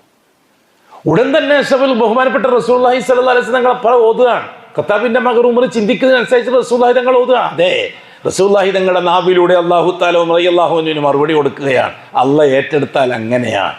അതുകൊണ്ട് ഇവിടുത്തെ സംഘടനകൾ, അത് കാരന്തൂരി ശീയത്തായാലും ശരി, ചേളാരി ശീയത്തായാലും ശരി, ദക്ഷിണ ശീയത്തായാലും ശരി, അതേപോലെ തന്നെ മൂത്തേടൻ ശീയത്തായാലും ശരി, അതേപോലെ തന്നെ അതങ്ങനെ പോവും. ഏതായാലും ശരി, അതിന് തലപ്പത്തിരിക്കുന്നവരാരായാലും ശരി, ഞാൻ പേര് പറയുന്നില്ല ആരെയും. കുറേ ആൾക്കാർ അള്ളാഹ് നമ്പർ ഇട്ട് വെച്ചിട്ടുണ്ട്. ഇൻഷാ അള്ളാഹ് ഖത്താബിൻ്റെ മകനെ ഉമറിനെ തിരഞ്ഞെടുക്കും പോലെ തിരഞ്ഞെടുക്കാൻ, ഹംസാനെ തിരഞ്ഞെടുക്കും പോലെ തിരഞ്ഞെടുക്കാൻ പല സഖാഫിമാരുടെയും നമ്പർ അള്ളാഹ് ഇട്ട് വെച്ചിട്ടുണ്ട്. ഇൻഷാ അള്ളാഹ് ബിഇദ്നില്ലാഹ്. പുതിയ നൂറ്റാണ്ടിൻ്റെ അർദ്ധഭാഗത്തെത്തുമ്പോഴേക്കും കേരളം സലഫിയത്തിൻ്റെ സ്വർഗമാണ്. അങ്ങോട്ടാണ് കാര്യങ്ങളെ പോക്ക്. ആരും ബേജാറാവണ്ട. ഇപ്പം ഷിർക്കും തമ്മിലാണ് അടി, ബിദ്അത്തും തമ്മിലാണ് അടി, കുഫറും തമ്മിലാണ് അടി. അങ്ങനെ അടിക്കും. സെൽഫികൾ എത്രയും പെട്ടെന്ന് അവരുടെ ഡ്യൂട്ടിയിലേക്ക് തിരിച്ചു വരണം. പണ്ഡിതന്മാർ, സംഘടനകളെല്ലാം ഒരേ മനസ്സോടെ ഒറ്റ ചിന്തയോടെ വരും കാലഘട്ടത്തെ അഭിമുഖീകരിക്കാൻ തയ്യാറാകണം. എല്ലാ ചർച്ച ഒഴിവാക്കുക. ജിന്ന് ചർച്ച, മലക്ക് ചർച്ച, സിഹർ ചർച്ച, എല്ലാ ചർച്ച ഒഴിവാക്കുക. കാരണം അല്ലാഹു സുബ്ഹാനഹു വ തആല തൗഹീദിന് വേണ്ടി രാജപാത ഒരുക്കാൻ പോവുകയാണ്. ഇപ്പം എന്താണ് ശിർക്കെന്ന് ശിർക്കിൻ്റെ ആൾക്കാർ തന്നെ ചർച്ച ചെയ്തു തുടങ്ങി. എന്താണ് കുഫ്റെന്ന് കുഫ്റിൻ്റെ ആൾക്കാരനെ ചർച്ച ചെയ്തു തുടങ്ങി. അതിൽ നിന്ന് ചില മുത്തുകളെ അല്ലാഹു തആല തിരഞ്ഞെടുക്കാൻ പോവുകയാണ്. നമ്മളിങ്ങനെ അടികൂടാൻ നിന്നാൽ ആ മുത്തുകൾ വേറെ വഴിക്ക് പോകും. അങ്ങനെ അല്ലാഹു തആല പലരെയും തിരഞ്ഞെടുക്കാൻ പറ്റുന്നതാണ്. അതൊക്കെ അങ്ങോട്ടാണ് കാര്യങ്ങളെ പോക്ക്. വളരെ കൃത്യമാണ് കാര്യങ്ങളെ പോക്ക്. ഒരു കുരുവട്ടൂരി തരീഖത്തിൽ ഒരുത്തൻ പ്രസംഗിക്കുന്നത് കേട്ടു. പിന്നെ നമ്മൾ പണ്ട് വഹാബികളെ പുതിയാപ്പിളേക്ക് എടുക്കാനും പാടില്ല, വഹാബിയായ പെണ്ണിനെ, മുസ്ലിം സുന്നിയായ പെണ്ണിനെ വഹാബികൾക്ക് കൊടുക്കാൻ പാടില്ല. എന്നാൽ ഇപ്പോൾ നമ്മൾ പറയുന്നു, ഇപ്പം മുസ്ലിം ജമാഅത്ത് എന്ന് പറഞ്ഞിട്ടൊരു പുതിയ പുത്തംവാദം വന്നിട്ടുണ്ട്. അവരെ നമ്മൾ പുതിയാപ്പിളയ്ക്ക് എടുക്കാനും പാടില്ല, നമ്മളെ പെണ്ണ് അങ്ങോട്ട് കൊടുക്കാനും പാടില്ല. പ്രത്യേകിച്ച് പേരോട് അബ്ദുറഹ്മാൻ സഖാഫിൻ്റെ ശിഷ്യന്മാരെ ഒരു കാരണവശാലും പുതിയാപ്പിളയ്ക്ക് എടുക്കാൻ പാടില്ല, അവർ പിഴച്ചവാദികളാണ്. പുതിയ പ്രസംഗം വന്നിട്ടുണ്ട്. അതന്നെ മുള്ളു കൊണ്ട് മുള്ളെടുക്കുന്ന രീതി. അല്ലാഹു സുബ്ഹാനഹു വ തആല വർത്തമാന കാലഘട്ടത്തിൽ പുതിയ സംവിധാനത്തിന് തുടക്കം കുറിച്ചിരിക്കുകയാണ്. ഇനിയിപ്പം ഇത് കേൾക്കുമ്പോൾ അവരെന്ത് ന്യായം പറഞ്ഞാലും ശരി, കാര്യം ഇതാണ്. അവരെ തൗഹീദിന്റെ ശത്രുക്കളെ പരസ്പരം കലഹിപ്പിച്ച് അതിൽ നിന്ന് ചില മുത്തുകൾ പുറത്തു വരാനുണ്ട്. ആ മുത്തുകൾ അത് അപൂർവമായ മുത്തുകളാണ്.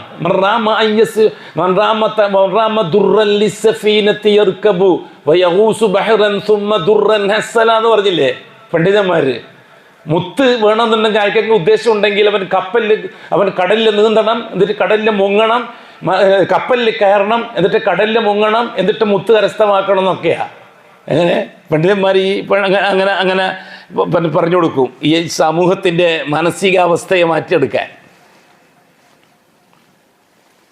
ഇവിടെ അല്ലാഹു സുബ്ഹാനഹു വ തആല വളരെ കൃത്യമായിട്ടാണ് കാര്യങ്ങൾ ഉമർ റളിയല്ലാഹു തആല അൻഹുവിനെ ബോധ്യപ്പെടുത്തി കൊടുക്കുന്നത്. ഒരു വ്യക്തിയാണ് ഉമർ ബിൻ ഖത്താബ് റളിയല്ലാഹു തആല അൻഹു. പക്ഷെ ആ മനസ്സ് നല്ല മനസ്സാണ്. മുഹമ്മദ് മുസ്തഫ തങ്ങളെ എതിർത്ത ആളാണ്, ശക്തമായി എതിർത്ത ആള്. എന്നിട്ടും അഷ്റഫുൽ ഖൽഖ് അല്ലാഹു തആല ഖത്താബിന്റെ മകൻ ഉമറിനെ തെരഞ്ഞെടുത്തത് പണ്ഡിതന്മാരുടെ പ്രസംഗത്തിലൂടെ ഔലിയാക്കളെ സ്നേഹിക്കണമെന്നും ആ ഔലിയാക്കളെ വെറുത്താൽ അള്ളാഹു വെറുക്കുമെന്നും അങ്ങനെ അള്ളാഹു വെറുത്താൽ ഒന്നെല്ലാം നഷ്ടപ്പെടുമെന്നും അങ്ങനെ ചിന്തിച്ചിട്ടാണ് അവർ എതിരാളികളായത്. അതുകൊണ്ട് സത്യസന്ധമായ എതിർപ്പ്, നിഷ്കളങ്കമായ എതിർപ്പിനുണ്ടല്ലോ സത്യസന്ധതയും നിഷ്കളങ്കതയും കാപട്യവും ഇല്ലേ? സമ്പത്തും അധികാരവും വരുമ്പോഴാണ് കാപട്യമായ എതിർപ്പ് വരിക. സ്വന്തം കണ്ടാൽ അസ്സലാം അലൈക്കും, സ്റ്റേജ് കിട്ടിയാൽ വഹാബിക്ക് സലാം പറയാൻ പാടില്ല, അങ്ങനെയുണ്ട്. മറ്റാള് ഒറ്റക്ക് കിട്ടിയാലും സലാം പറയില്ല, ആളെ കൂട്ടത്തിൽ കിട്ടിയാലും സലാം പറയില്ല. കാരണം അവർ അള്ളാഹുവിനെ പേടിച്ചിട്ടാണ് വഹാബിനെ വെറുത്തത്. ഇവര് സാധനം നഷ്ടപ്പെടും, പൈസ നഷ്ടപ്പെടും നോക്കിയിട്ടാണ് വഹാബികളെ വെറുത്തത്. ആ വെറുപ്പ് രണ്ട് തരത്തിലാണ്. ഖത്താബിന്റെ മകൻ ഉമറിന്റെ വെറുപ്പ് ആദ്യം പറഞ്ഞ വെറുപ്പാണ്. റസൂലുള്ളാഹി സ്വല്ലല്ലാഹു അലൈഹി വസല്ലം തങ്ങളെ പാരായണം ചെയ്തു. കുറച്ചും കൂടി കട്ടിയാണ് പിന്നത്തെ വാക്കുകൾ കേൾക്കുന്നത്. വലൗ തഖവ്വല അലൈനാ ബഅദൽ അഖാവീൽ, വലൗ തഖവ്വല അലൈനാ ബഅദൽ അഖാവീൽ, മുഹമ്മദ് എങ്ങാനും നമ്മുടെ മേൽ എന്തെങ്കിലും ഒരു വാക്ക് ഉണ്ടാക്കി പറയുന്ന പക്ഷം, നമ്മുടെ വക നമ്മൾ ഇറക്കി കൊടുത്തതല്ലാതെ മുഹമ്മദിന്റെ വകയെങ്ങാനും ഒരു വാക്ക് ഇതിൽ കൂട്ടിച്ചേർത്താൽ ലഅഖദിനാ മിൻഹു ബിൽ യമീൻ, നാം നമ്മുടെ വലത്തെ കൈകൊണ്ട് അവരെ പിടിക്കുക തന്നെ ചെയ്യും. സുമ്മ ലഖതഇനാ മിൻഹുൽ വതീൻ, അങ്ങനെ നാം ആ നാടി ഞരമ്പങ്ങ് മുറിച്ചു കളയും, ജീവിക്കാൻ ഒതുക്കൂല, ഭീഷണി. ഇതും ഖത്താബിന്റെ മകൻ ഉമർ കേൾക്കുന്നു. അപ്പോൾ ഇത് മുഹമ്മദ് സ്വന്തം മകയാണെങ്കിൽ മുഹമ്മദ് തന്നെ കുറ്റപ്പെടുത്തൂലല്ലോ. അപ്പോൾ മുഹമ്മദോട് ആരോ പറഞ്ഞു കൊടുക്കുന്നതാണ്. അപ്പോൾ പിന്നെ മുഹമ്മദ് വെറുതെ പറയുകയല്ല. അപ്പം നമ്മുടെ ഉസ്താദ്മാരും ശൈഖുനമാരും പറയുന്നത് ശരിയല്ല. മുഹമ്മദ് സ്വന്തം ഇഷ്ടപ്രകാരം പറയുന്ന കവിതയോ മുഹമ്മദ് സ്വന്തം ഇഷ്ടപ്രകാരം ജ്യോത്സ്യനോ ഒന്നുമല്ല. മുഹമ്മദ് വേറെ ആരോ പഠിപ്പിക്കുകയാണ്. അതെന്താണെന്ന് പഠിക്കണം. അപ്പോഴേക്കും റസൂലുള്ളാഹി തങ്ങൾ ഫസബ്ബിഹി ബിസ്മി റബ്ബിക്കൽ അദീം എന്ന ആയത്തോടുകൂടി നിസ്കാരം കൊടുത്ത് ഖത്താബിൻ്റെ മകൻ ഉമർ വീട്ടിലേക്ക് പോയി. നേരം വിളിക്കുന്നവരെ ഉറക്കം കിട്ടിയില്ല. ഒരു ഭാഗത്ത് ഉസ്താദുമാരുടെ ഔലിയാക്കളെ പറ്റിയുള്ള പ്രസംഗം, ലാത്ത ഉസ്സ മനാത്ത ഇലാ ഹളറത്തി ജാഹ് ബർക്കത്ത്. ഇപ്പുറത്ത് മുഹമ്മദ് മുസ്തഫാൻ്റെ ഈണത്തിലുള്ള പാരായണം സല്ലല്ലാഹു അലൈഹി വസല്ലം. ആകെ മൊത്തം കൺഫ്യൂഷൻ. അതെ, ചിന്തിക്കുന്നവർക്ക് അങ്ങനെയാണ്, ഹിദായത്തിൻ്റെ വഴി അങ്ങനെയാണ്. ആകെ മൊത്തം ബുദ്ധിമുട്ട്, ഉറക്കം കിട്ടുന്നില്ല, എടുത്തും വെൽത്തും തിരിഞ്ഞും മറിഞ്ഞും കിടന്നു. ഹംസ എന്നെ ചരിത്രം പറഞ്ഞ പോലെ നേരം വെളുത്തു. നേരെ സുന്നി സെൻറ്ററിലേക്ക് പോയി, ദാറുൽ ദുബൈയിലേക്ക്, മഹാന്മാരെയൊക്കെ കാണാൻ, ശൈഖുനമാരെ, അബൂജഹൽ, ഉത്തുബത്ത്, ഷൈബത്ത്, വലീദ്, അവരെ കാണാൻ വേണ്ടി നേരെ പോയി. ഈ സംഭവങ്ങളൊക്കെ അവരോട് പോയി പറഞ്ഞു കൊടുത്തു. അവർ നല്ല വാഴ്ന്നു പറഞ്ഞു കൊടുത്തു. ദാ മുഹമ്മദിൻ്റെ കെണിയിൽ കുടുങ്ങണ്ട, ഏറ്റവും വലിയ സിഹർ, ഏറ്റവും വലിയ സിഹർ അതാണ് മുഹമ്മദിൻ്റെ സിഹർ. പറഞ്ഞ് മനസ്സങ്ങ് മാറ്റി. കണ്ടിട്ടില്ലേ സുന്നി സെൻറ്ററിൽ പോയി കിട്ടുന്ന അവസ്ഥ അറിയാലോ. പറഞ്ഞ് മനസ്സും വല്ലാണ്ടങ്ങ് ബേജാറാക്കി. അബൂജഹലടക്കമുള്ളവർക്ക് തോന്നി ഇതിനൊരു കടിഞ്ഞാനിട്ടിട്ടില്ലെങ്കിൽ സംഗതി അപകടമാണ്. ഇതെല്ലാം സലഫിയാകുന്ന മട്ടാണ്. അതുകൊണ്ട് എന്താണ് വഴി? അബൂജഹൽ എഴുന്നേറ്റിട്ട് പ്രസംഗിച്ചു, ഒരുപാട് പ്രസംഗിച്ചു അഷ്റഫുൽ ഖൽക്കിൻ്റെ കുറ്റം. അതുകൊണ്ട് മുഹമ്മദിനെ കൊന്ന് ഈ ഷർ ഒഴിവാക്കി തരുന്നവർ ആരെങ്കിലും ഉണ്ടെങ്കിൽ അവർക്ക് 100 ഒട്ടകം ഞാനിതാ പ്രഖ്യാപിക്കുന്നു. അബൂജഹലിൻ്റെ പ്രഖ്യാപനം. അത് കേട്ടപ്പോൾ ഖത്താബിൻ്റെ മകൻ ഉമർ അത് വീണു. ശരിയായിരിക്കാം, ഉസ്താദ്മാർ പറയുന്നതല്ലേ, തങ്ങന്മാർ പറയുന്നതല്ലേ. ഞാൻ കേട്ടത് അങ്ങനെ തന്നെ സിഹറാണ്, മുഹമ്മദിൻ്റെ സിഹറാണ് ഞാൻ കേട്ടത്. മുഹമ്മദിനെ കൊന്ന് 100 ഒട്ടകം സമ്പാദിക്കലാണ് ഏറ്റവും നല്ല വഴി. അങ്ങനെ ഖത്താബിൻ്റെ മകൻ ഉമർ രാത്രിത്തെ അവസ്ഥ മാറി വീണ്ടും ഷീയത്തിൽ തന്നെ ഉറച്ചു നിൽക്കാൻ തീരുമാനിച്ചു. വാളെല്ലാം ഒപ്പിച്ച് ഒരു ദിവസം ഖത്താബിൻ്റെ മകൻ ഉമർ വീട്ടിൽ നിന്ന് പുറപ്പെട്ടു. രണ്ടും കൽപ്പിച്ച്. അത്രമാത്രം സെഹറുള്ള പ്രസംഗമായിരിക്കും ഉസ്താദ്മാരുടെ പ്രസംഗം. കേട്ടില്ലേ? അങ്ങനെ ഈ ശൈഖുനമാരുടെ പ്രസംഗം അത്രമാത്രം സെഹറുള്ള പ്രസംഗമായിരിക്കും. കാരണം അവർക്ക് എന്ത് കള്ളവും പറയാം. സെൽഫികൾക്ക് കള്ളം പറയാൻ പറ്റുകയില്ല, പ്രമാണമേ പറയാൻ പറ്റുള്ളൂ. അതുകൊണ്ട് സെഹർ കിട്ടൂല. എങ്ങനെ? സെൽഫി പണ്ഡിതന്മാർ പറയുന്ന വാക്ക് പ്രമാണമാണ്. പ്രമാണം പറഞ്ഞ് ഒഴിവാക്കാന്നല്ലാതെ വേറെ ഉത്തരവാദിത്തം അവർക്കില്ല. മറ്റവർക്ക് എന്ത് കള്ളവും പറയാം. ഇന്നത്തെ ഒരു ഹോജ ജീവിച്ചിരുന്നു, ആ ഹോജ ആകാശത്തിലൂടെ പറക്കുന്നത് ഞാൻ കണ്ടിട്ടുണ്ട്, ഭൂമിയിലൂടെ നീന്തുന്നത് ഞാൻ കണ്ടിട്ടുണ്ട് എന്നൊക്കെ പറയാം. ആരും ചോദിക്കാനുണ്ടാവില്ല. സെൽഫികൾക്ക് അത് പറയാൻ പറ്റില്ല. സെൽഫികൾക്ക് പ്രമാണമേ പറയാൻ പറ്റുള്ളൂ. മാ ഖാലല്ലാഹു വമാ ഖാല റസൂലുള്ളാഹി വഅസ്ഹാബു റസൂലില്ലാ, ലാ ഇലാഹ ഇല്ലല്ലാഹ് മുഹമ്മദുർ റസൂലുള്ളാഹി വഅസ്ഹാബു റസൂലില്ലാ. വേറൊന്നും സെൽഫികൾക്ക് പറയാനില്ല. ഖത്താബിൻ്റെ മകൻ ഉമർ അവരെ ആ പ്രസംഗത്തിൽ വീണു. വാളുമായിട്ട് പുറപ്പെട്ടു. ഒരുപാട് യാത്ര ചെയ്തു. ചുറ്റിക്കറങ്ങി മനസ്സിലാകെ വിഷമവും പ്രയാസം. അപ്പോഴാണ് വഴിയിൽ വെച്ച് ബഹുമാനപ്പെട്ട നുഐം ഇബ്നു അബ്ദുല്ലാ റളിയല്ലാഹു തആല അൻഹുവിനെ കണ്ടുമുട്ടുന്നത്. ചെറുപ്പക്കാരനാണ്. ഇലായിന ഉമർ ഇങ്ങോട്ടാ, ഭയങ്കര പുറപ്പാടിലാണല്ലോ, എന്താ പ്രശ്നം? ഖത്താബിൻ്റെ മകൻ ഉമർ പറഞ്ഞു, നുഐം, ഞാൻ മുഹമ്മദിനെ കൊന്നേ അടങ്ങുള്ളൂ. അത് ഫറക്ക ജമാഅത്തന, നമ്മുടെ സംഘത്തെ അവൻ ഭിന്നിപ്പിച്ചു, നമ്മുടെ കൂട്ടത്തെ, നമ്മളെ ഐക്യത്തെ തകർത്തു, നമ്മുടെ കുടുംബത്തെ തകർത്തു, നമ്മളെല്ലാവരെയും പല രീതിയിൽ കഷ്ണങ്ങളാക്കി. ആ മുഹമ്മദ് ഉണ്ടാക്കി തീർത്ത മുസീബത്ത് ചില്ലറയല്ല. ഉസ്താദന്മാരടുത്ത് പ്രസംഗിച്ചു കൊടുത്ത് അങ്ങനെയാണ്. അത് അതേപോലെ തന്നെ അതാണല്ലോ അല്ലേ? വർത്തമാന കാലഘട്ടത്തിൽ ഈ രീതി അതാണല്ലോ. ഉസ്താദന്മാർ മിമ്പർ വന്ന് പറഞ്ഞു കൊടുക്കുക, അനുയായികൾ വടിയെടുത്തിട്ട് ഇറങ്ങുക. അങ്ങനെ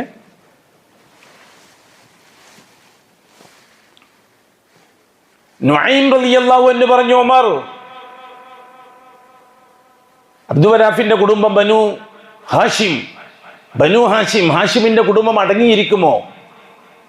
ബനു അദീ ഗോത്രക്കാരുമായിട്ട് ബനു ഹാഷിം യുദ്ധത്തിനെങ്ങാനും ഇറങ്ങിക്കഴിഞ്ഞാൽ വളരെ രക്ഷയും കിട്ടുമോ? ഉമർ റളിയല്ലാഹുവിന്റെ കുടുംബമാണ് ബനു അദീ കുടുംബം. ബനു ഹാഷിം അഷ്റഫുൽ ഖൽക്കിന്റെ കുടുംബം. രണ്ട് കുടുംബക്കാർ തമ്മിൽ ഏറ്റുമുട്ടാൻ തുടങ്ങിക്കഴിഞ്ഞാൽ എന്താകുന്ന സംഗതി? അതൊന്നും പറഞ്ഞിട്ട് കാര്യമില്ല. എന്ത് സംഭവിച്ചാലും മുഹമ്മദിനെ കൊന്നേ ഞാൻ അടങ്ങുള്ളൂ. അങ്ങനെയാണെങ്കിൽ ഉമറിന് ആദ്യം വീട് നന്നാക്കിയിട്ട് പോരെ നാട് നന്നാക്കല്?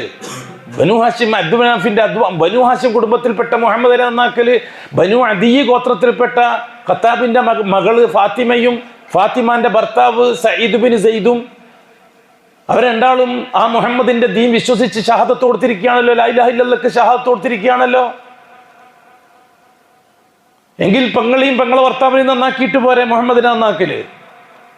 ഞാൻ അറിഞ്ഞില്ലല്ലോ. എന്നാ സംഭവം അതാണ്. ഖത്താബിന്റെ മകൻ ഉമർ വഴി തിരിച്ചു വിട്ടു. ആ ഉള്ള ഊക്കും അരിശവും വെച്ചുകൊണ്ട് തന്നെ നേരെ വീട്ടിലേക്ക് പോയി. കഥകടച്ചിട്ടുണ്ട്. ഉള്ളിൽ നിന്ന് 2-3 ആൾക്കാരുടെ സംസാരം കേൾക്കുന്നുണ്ട്. ഖത്താബിന്റെ മകൻ ഉമർ വിളിച്ചു സ്വന്തം സഹോദരിയെ, അതെ ഖത്താബിന്റെ മകൾ ഫാത്തിമാനെ. ആരാ വിളിക്കുന്നത്? ഖത്താബിന്റെ മകൻ ഉമർ. അതിൻ്റെ ചോരൻ്റെ ഗുണം കാണുമല്ലോ, ആ രക്തത്തിൻ്റെ ഗുണം പങ്ങക്കും കാണുമല്ലോ. ഫാത്തിമ,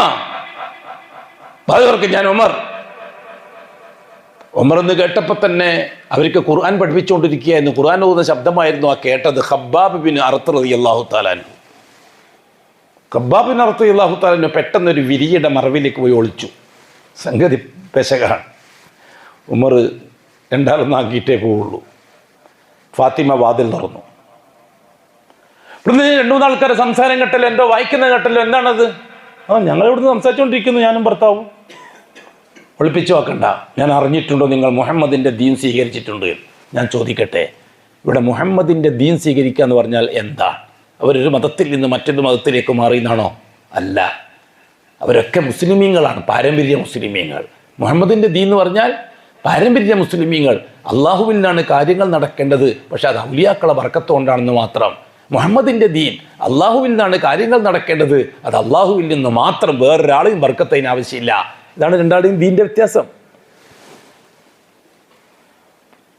ഞാൻ കേട്ടല്ലോ ഇങ്ങനെ. ഫാത്തിമ ധൈര്യമായിട്ട് പറഞ്ഞു, ശരിയാണ്, ഞാനും എൻ്റെ ഭർത്താവ് സഈദും ഷഹാദത്ത് പ്രഖ്യാപിച്ചിട്ടുണ്ട്. അള്ളാഹു മാത്രമേ ഉള്ളൂ, അത് ജീവിച്ച് തെളിയിക്കാൻ ഞങ്ങൾ തയ്യാറാണ്. അതിന് മാർഗം മുഹമ്മദാണ്, മുഹമ്മദിൻ്റെ റിസാലത്താണ്, ഞങ്ങൾ അംഗീകരിച്ചിട്ടുണ്ട്. ആ അരിശത്തിൽ ഫാത്തിമാനെ സഈദ് ബിൻ സൈദിനെ അടിക്കാൻ കയ്യോങ്ങി.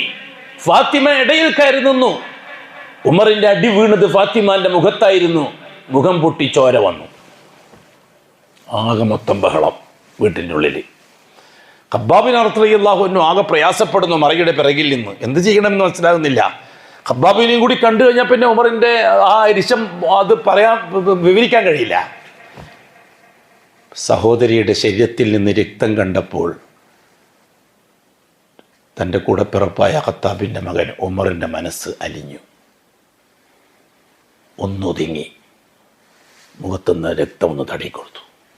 ഫാത്തിമ, പറ ഫാത്തിമ, നീ എന്താണ് വായിക്കുന്നത് കേട്ടത്?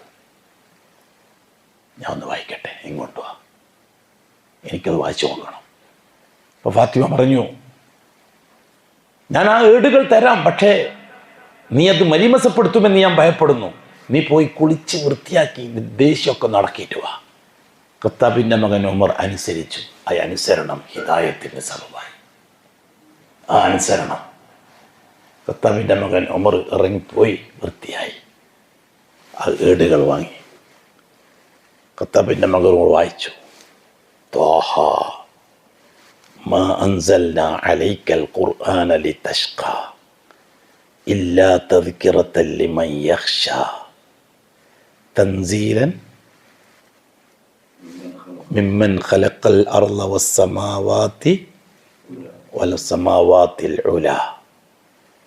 ഉമറിൻ്റെ മനസ്സിനെ വല്ലാതെ സ്വാധീനിച്ച വാക്ക്. എന്താ വാക്ക് സ്വാധീനിച്ചെന്നറിയോ? അന്ന് കേട്ടത് വലൗ തഖവ്വല അലൈനാ ബഅദൽ അഖാവീൽ, മുഹമ്മദ് എങ്ങാനും സ്വന്തം ഇഷ്ടപ്രകാരം എന്തെങ്കിലും എൻ്റെ പേരിൽ പറഞ്ഞാൽ, അള്ളാഹ് പറഞ്ഞതെന്നും പറഞ്ഞിട്ട് മുഹമ്മദിൻ്റെ ഇഷ്ടപ്രകാരം വല്ലതും പറഞ്ഞാൽ മുഹമ്മദിൻ്റെ കണ്ണാളെ മുറിച്ച് കളയും ഞാൻ. അപ്പം മുഹമ്മദിനെ ആരോ ശ്രദ്ധിക്കുന്നുണ്ട്, ആരോ മുഹമ്മദിന് പരിശീലനം കൊടുക്കുന്നുണ്ട്. ഇത് മുഹമ്മദിൻ്റെ സ്വന്തം വകയല്ല. ഇപ്പോൾ അതേപോലെയാണ്. താഹ നബിയെ മാ അൻസൽനാ അലൈക്കൽ ഖുർആന ലിതഷ്ഖാ, നിങ്ങൾ മശക്കത്താകാനും ബുദ്ധിമുട്ടാകാനും പ്രയാസപ്പെടാനും അല്ല മുഹമ്മദ് ഈ ഖുർആൻ നാം ഇറക്കിയിരിക്കുന്നത്.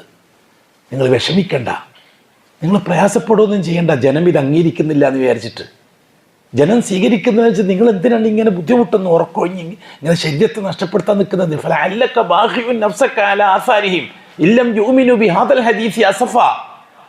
നിങ്ങളിങ്ങനെ ചിന്തിച്ചിട്ട് ഇവരാരും ശരിയാകുന്നില്ലല്ലോ ചിന്തിച്ചിട്ട് നിങ്ങൾ സ്വന്തം തടിയെ തന്നെ നിങ്ങൾ അലാക്കായി കളിക്കുക. വേണ്ട നബിയെ, ഒന്നും ചെയ്യണ്ട. ഞാൻ ഏൽപ്പിച്ച ജോലി മാത്രം നിങ്ങളങ്ങ് ചെയ്താൽ മതി. നിങ്ങൾ വേറെ ഒന്നും ചെയ്യാൻ നിൽക്കണ്ട. ഇല്ലാ തദ്കിറതൻ ലിമൻ യഖ്ശാ, ഭക്തിയോടെ ജീവിക്കാൻ ആഗ്രഹിക്കുന്നവർക്കൊരു ഉപദേശം മാത്രമാണ് മുഹമ്മദ് നബിയെ ഇത്. അതുകൊണ്ട് നിങ്ങൾ പ്രയാസപ്പെടുകയും വിഷമിക്കുകയൊന്നും ചെയ്യണ്ട. റസൂലുള്ളാഹി സ്വല്ലല്ലാഹു അലൈഹി വസല്ലം തങ്ങളെ ആരോ സമാധാനിപ്പിക്കുന്നുണ്ട്. ഇത് രണ്ടും കൂടി കൂട്ടി വായിച്ചപ്പോൾ ഖത്താബിൻ്റെ മകൻ ഉമറിന് ബോധ്യപ്പെട്ടു, ഇത് മുഹമ്മദിൻ്റെ വകയല്ല, നാം പേടിക്കുന്ന, നാം ബഹുമാനിക്കുന്ന അള്ളാഹുവിൻ്റെ വക തന്നെയാണ്. ഖത്താബിൻ്റെ മകൻ ഉമർ തീരുമാനമെടുത്തു, ഫാത്തിമ എനിക്ക് മുഹമ്മദിനെ ഒന്ന് കാണണം. എവിടെയാണ് മുഹമ്മദ് ഉള്ളത്? അപ്പോഴേക്കും മറിയുടെ പിറകിൽ നിന്ന് ഖബ്ബാബ് ബിൻ അറത്ത് റളിയല്ലാഹു തആല ഇറങ്ങി വന്നു. ഞാൻ കാണിച്ചു തരാം ഉമർ, ഞാൻ കാണിച്ചു തരാം. അബ്ശിർ യാ ഉമർ, സന്തോഷിച്ചുകൊള്ളുക ഉമർ. ഇന്നലെ വരെ മുഹമ്മദ് ദുആ ചെയ്യുന്നത് സല്ലല്ലാഹു അലൈഹി വസല്ലം ദുആ ചെയ്യുന്നത് ഞാൻ കേട്ടിട്ടുണ്ട്. അല്ലാഹുമ്മ ഖവ്വിൽ ഇസ്ലാമ ബി അഹദിൽ ഉമറൈൻ, അല്ലെങ്കിൽ അല്ലാഹുമ്മ അൻസുരിൽ ഇസ്ലാമ ബി അഹദിൽ ഉമറൈൻ. ഒന്നിക്കൽ ഖത്താബിന്റെ മകൻ ഉമറിനെ കൊണ്ട്, അല്ലെങ്കിൽ ഹിശാമിന്റെ മകൻ അംറിനെ കൊണ്ട്, അഥവാ അബൂജഹലിനെ കൊണ്ട് ഇതിനൊന്ന് ശക്തിപ്പെടുത്തി താ അല്ലാ ഈ ദീനിനെ. കുറെ കൊല്ലമായി, 8 കൊല്ലം 6 7 കൊല്ലത്തോളമായി ഇങ്ങനെ നടക്കുന്നത്. തീർച്ചയായിട്ടും നിങ്ങളുടെ കാര്യത്തിൽ അദ്വ കബൂലായിട്ടുണ്ട് ഉമർ, ഞാൻ കാണിച്ചു തരാം, വാ. ഖത്താബിന്റെ മകൻ ഉമറിനെ മുസാഫ ചെയ്ത് കൂട്ടി നേരെ പോയി സലഫി സെന്ററിലേക്ക്, അഥവാ ദാറുൽ അർഖമിലേക്ക്. സുന്നി സെന്ററിൽ നിന്ന് സലഫി സെന്ററിലേക്ക്. എന്താ പ്രയാസമുണ്ടോ? ഒരു പ്രയാസവും വേണ്ട. ഇൻഷാ അല്ലാഹ് പുതിയ നൂറ്റാണ്ടിൻ്റെ ഏതാണ്ടൊരു യൗവന പ്രായത്തിലെത്തുമ്പോഴേക്കും ലോകം ആ രീതിയിൽ ചർച്ച ചെയ്യാൻ തുടങ്ങും, പ്രത്യേകിച്ചിട്ട് കേരളം. ഇൻഷാ അല്ലാഹ് നേരെ ദാറുൽ അർഖമിലേക്ക് ഖത്താബിന്റെ മകൻ ഉമർ വാതിൽ മുട്ടി. ഉള്ളിൽ നിന്ന് ആരെല്ലാം പതുങ്ങി നോക്കി ആരാണെന്ന്. കൂടുതലൊന്നും സംസാരിക്കാൻ നിന്നില്ല. ഞാൻ ഉമറാണ്, വാതിൽ തുറക്കും. അല്ലാഹു അക്ബർ. സഹബാക്കൾ പേടിച്ചു. ഒരു 3-4 ദിവസമേ ആയിട്ടുള്ളൂ ഹംസ റളിയല്ലാഹു അൻഹു ഇസ്ലാമിലേക്ക് വന്നിട്ട്. 4 ദിവസം. ആ 4 ദിവസം ഈ ദാറുൽ അർഖമിൽ തന്നെ കഴിഞ്ഞുകൂടാ റസൂലുള്ളാഹി തങ്ങൾക്ക് ഖിദ്മത്തുമായിട്ട്. ഹംസ റളിയല്ലാഹു അൻഹു ഭയങ്കര പ്രശ്നം. യാ റസൂലല്ലാഹ്, ഉമറാണ് വന്നത്, കയ്യിൽ വാളുണ്ട്, എന്താ ചെയ്യേണ്ടത് നബിയെ? റസൂലുള്ളാഹി തങ്ങൾക്ക് യാതൊരു മുഖഭാവവുമില്ല. കാരണം റസൂലുള്ളാഹി തങ്ങൾക്ക് നന്നായിട്ട് അറിയാം ഇന്നലെ രാത്രിത്തെ ദുആ അല്ലാഹു കബൂലാക്കിയത് ഉമറിന് വേണ്ടിയിട്ടാണ്. പിന്നെ എന്തിനു പേടിക്കണം? അള്ളാൻ്റെ റസൂലാണ്, സാദാ സീതാ മുസ്ലിയാരല്ല, അള്ളാൻ്റെ റസൂലാണ്. എന്തിനാണ് ഖത്താബിൻ്റെ മകൻ ഉമർ വന്നത് എന്ന് ഹബീബായ മുത്തായ റസൂലുള്ളാഹിക്ക് നന്നായിട്ട് അറിയാം. കാരണം കഴിഞ്ഞുപോയ ദിവസങ്ങളിൽ ഖത്താബിൻ്റെ മകൻ ഉമറുമായി ബന്ധപ്പെട്ട് അഷ്റഫുൽ ഖൽഖിൻ്റെ മനസ്സ് അള്ളാഹുവിൻ്റെ ദർബാറിൽ സമർപ്പിച്ച വിഷയങ്ങൾ നബി തങ്ങൾക്ക് നന്നായിട്ട് അറിയാം. അതുകൊണ്ട് തന്നെ അഷ്റഫുൽ ഖൽഖ് സല്ലല്ലാഹു അലൈഹി വസല്ലം വാതിൽ തുറക്കാൻ സമ്മതിച്ചു. ഹംദ റളിയല്ലാഹു അൻഹു പറഞ്ഞു, ഉമർ നല്ലതിനാണ് വരുന്നതെങ്കിൽ തീർച്ചയായിട്ടും മുഹമ്മദിന് നല്ല രീതിയിൽ തിരിച്ചു പോകാം. അള്ളാഹു ഖൈറാണ് ഉമറിൻ്റെ കാര്യത്തിൽ ഉദ്ദേശിക്കൽ ഉമർ മുസ്ലിമാകും. അല്ല എങ്കിൽ ഉമറിന്റെ വാൾ ഉപയോഗിച്ച് ഉമറിനെ തന്നെ ഞാൻ കൊല്ലും. ഖത്ലുഹു അലൈന ഹയ്യിന, ഉമറിനെ കൊല്ലുക എന്നുള്ളത് എനിക്ക് എളുപ്പമുള്ള കാര്യമാണ്. ഹംദ റളിയല്ലാഹു അൻഹു പറഞ്ഞു. വാതിൽ തുറന്നു കൊടുത്തു. നേരെ അഷ്റഫുൽ ഖൽഖിന്റെ ഹദ്റത്തിലേക്ക് പോയി. അവിടെ ഇരുന്നു. അഷ്റഫുൽ ഖൽഖ് സല്ലല്ലാഹു അലൈഹി വസല്ലം കുപ്പായത്തിന്റെ കോളർ പിടിച്ചിട്ട് പറഞ്ഞു, ഉമർ, ഇതൊന്നും നിർത്താനായിട്ടില്ലേ ഉമർ? ഇനിയും നിനക്ക് കാര്യം മനസ്സിലായിട്ടില്ലേ? ഇനിയും നിനക്കിതൊന്നും ചിന്തിക്കാൻ തുടങ്ങിയിട്ടില്ലേ? ഏതുവരെയാണ് ഉമറെ? അള്ളാഹുവിനെ കണ്ടുമുട്ടണ്ടേ ഉമർ? ഏതുവരെയാണ് ഇങ്ങനെ പോകുക? ഉമർ റളിയല്ലാഹു അൻഹു പറഞ്ഞു, യാ റസൂലല്ലാഹ്, ഞാൻ ഇസ്ലാമിനെ സ്വീകരിക്കാൻ വന്നിരിക്കുകയാണ്. ചരിത്രകാരന്മാർ എഴുതിയിട്ടുണ്ട്, അഷ്റഫുൽ ഖൽഖ് ഇത്ര ഉറക്കെ ഒരാളുടെ കാര്യത്തിൽ തക്ബീർ ചൊല്ലുന്നത് ഞങ്ങൾ കേട്ടിട്ടില്ല എന്ന് സഹബാക്കൾ പറയുന്നു. ആ രീതിയിൽ അഷ്റഫുൽ ഖൽഖ് അല്ലാഹു അക്ബർ എന്ന് പറഞ്ഞുപോയി, അറിയാതെ അങ്ങ് പറഞ്ഞുപോയി. ഒപ്പം ബാക്കിയുള്ള സഹബാക്കളും പറഞ്ഞു. ഖത്താബിന്റെ മകൻ ഉമർ അഷ്ഹദു അല്ലാ ഇലാഹ ഇല്ലല്ലാഹ് വഅഷ്ഹദു അന്ന മുഹമ്മദർ റസൂലുള്ളാഹ്. പിന്നെ അവിടുത്തെ ഉത്സവം പറയാനില്ലല്ലോ, നമുക്ക് എങ്ങനെ വാക്കുകളില്ല അത് അവതരിപ്പിക്കാൻ. അതിൻ്റെ ഉള്ളിലുള്ള രംഗം നിങ്ങളൊന്ന് ഒന്ന് നിങ്ങൾ സങ്കല്പിച്ചു നോക്കിയാൽ മതി. ഉമർ റളിയല്ലാഹു അൻഹു മുസ്ലിമായി. അതേ കൂട്ടരെ, അല്ലാഹു സുബ്ഹാനഹു വ തആല മാസങ്ങളും കൊല്ലം എത്ര കൊല്ലം കഴിഞ്ഞിട്ട് അഷ്റഫുൽ ഖൽഖിന് നുബുവത്ത് കിട്ടിയിട്ട് 7ാമത്തെ കൊല്ലമാണ് ഈ സംഭവം നടക്കുന്നത്. 7 കൊല്ലമായി അഷ്റഫുൽ ഖൽഖ് ഈ രീതിയിൽ ഒരാള് 40ാമത്തെയോ 41ാമത്തെയോ ആളാണ് ഖത്താബിന്റെ മകൻ ഉമർ. 7 കൊല്ലം കൊണ്ട് കിട്ടിയത് ആകെ 40 ആളാ. നിങ്ങൾ എന്ത് ഭൂരിപക്ഷ പിന്നെ പറയുന്നത്?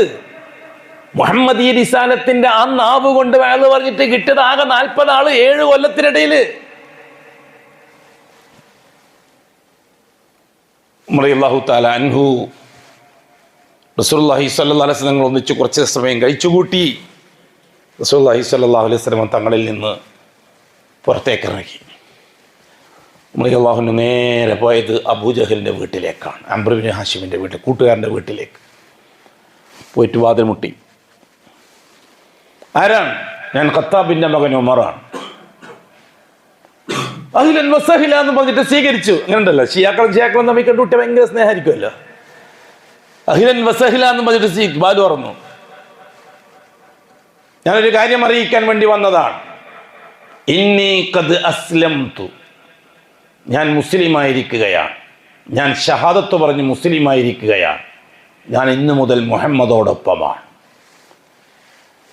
അബൂജഹലിന് സഹിക്കാൻ പറ്റിയില്ല, ഒന്നും ചെയ്യാനും കഴിയില്ല. അല്ലാഹ് നിന്നെ നശിപ്പിച്ച് കളയട്ടെ എന്ന് പറഞ്ഞ് വാതിൽ വലിച്ചടച്ചു. പുറത്ത് എന്ന് പറഞ്ഞു, ഒരു ഗെറ്റ് ഔട്ട് പറഞ്ഞു ഖത്താബിന്റെ മകൻ ഉമറിനോട്. ഉമർ നേരെ ഓടിപ്പോയത് എവിടത്തേക്കാണെന്നറിയോ? ജമീൽ ഇബ്നു മഅ്മർ എന്ന് പറഞ്ഞ ഒരാളുടെത്തേക്കാണ്. അതെന്തിനാ വയെന്നറിയോ?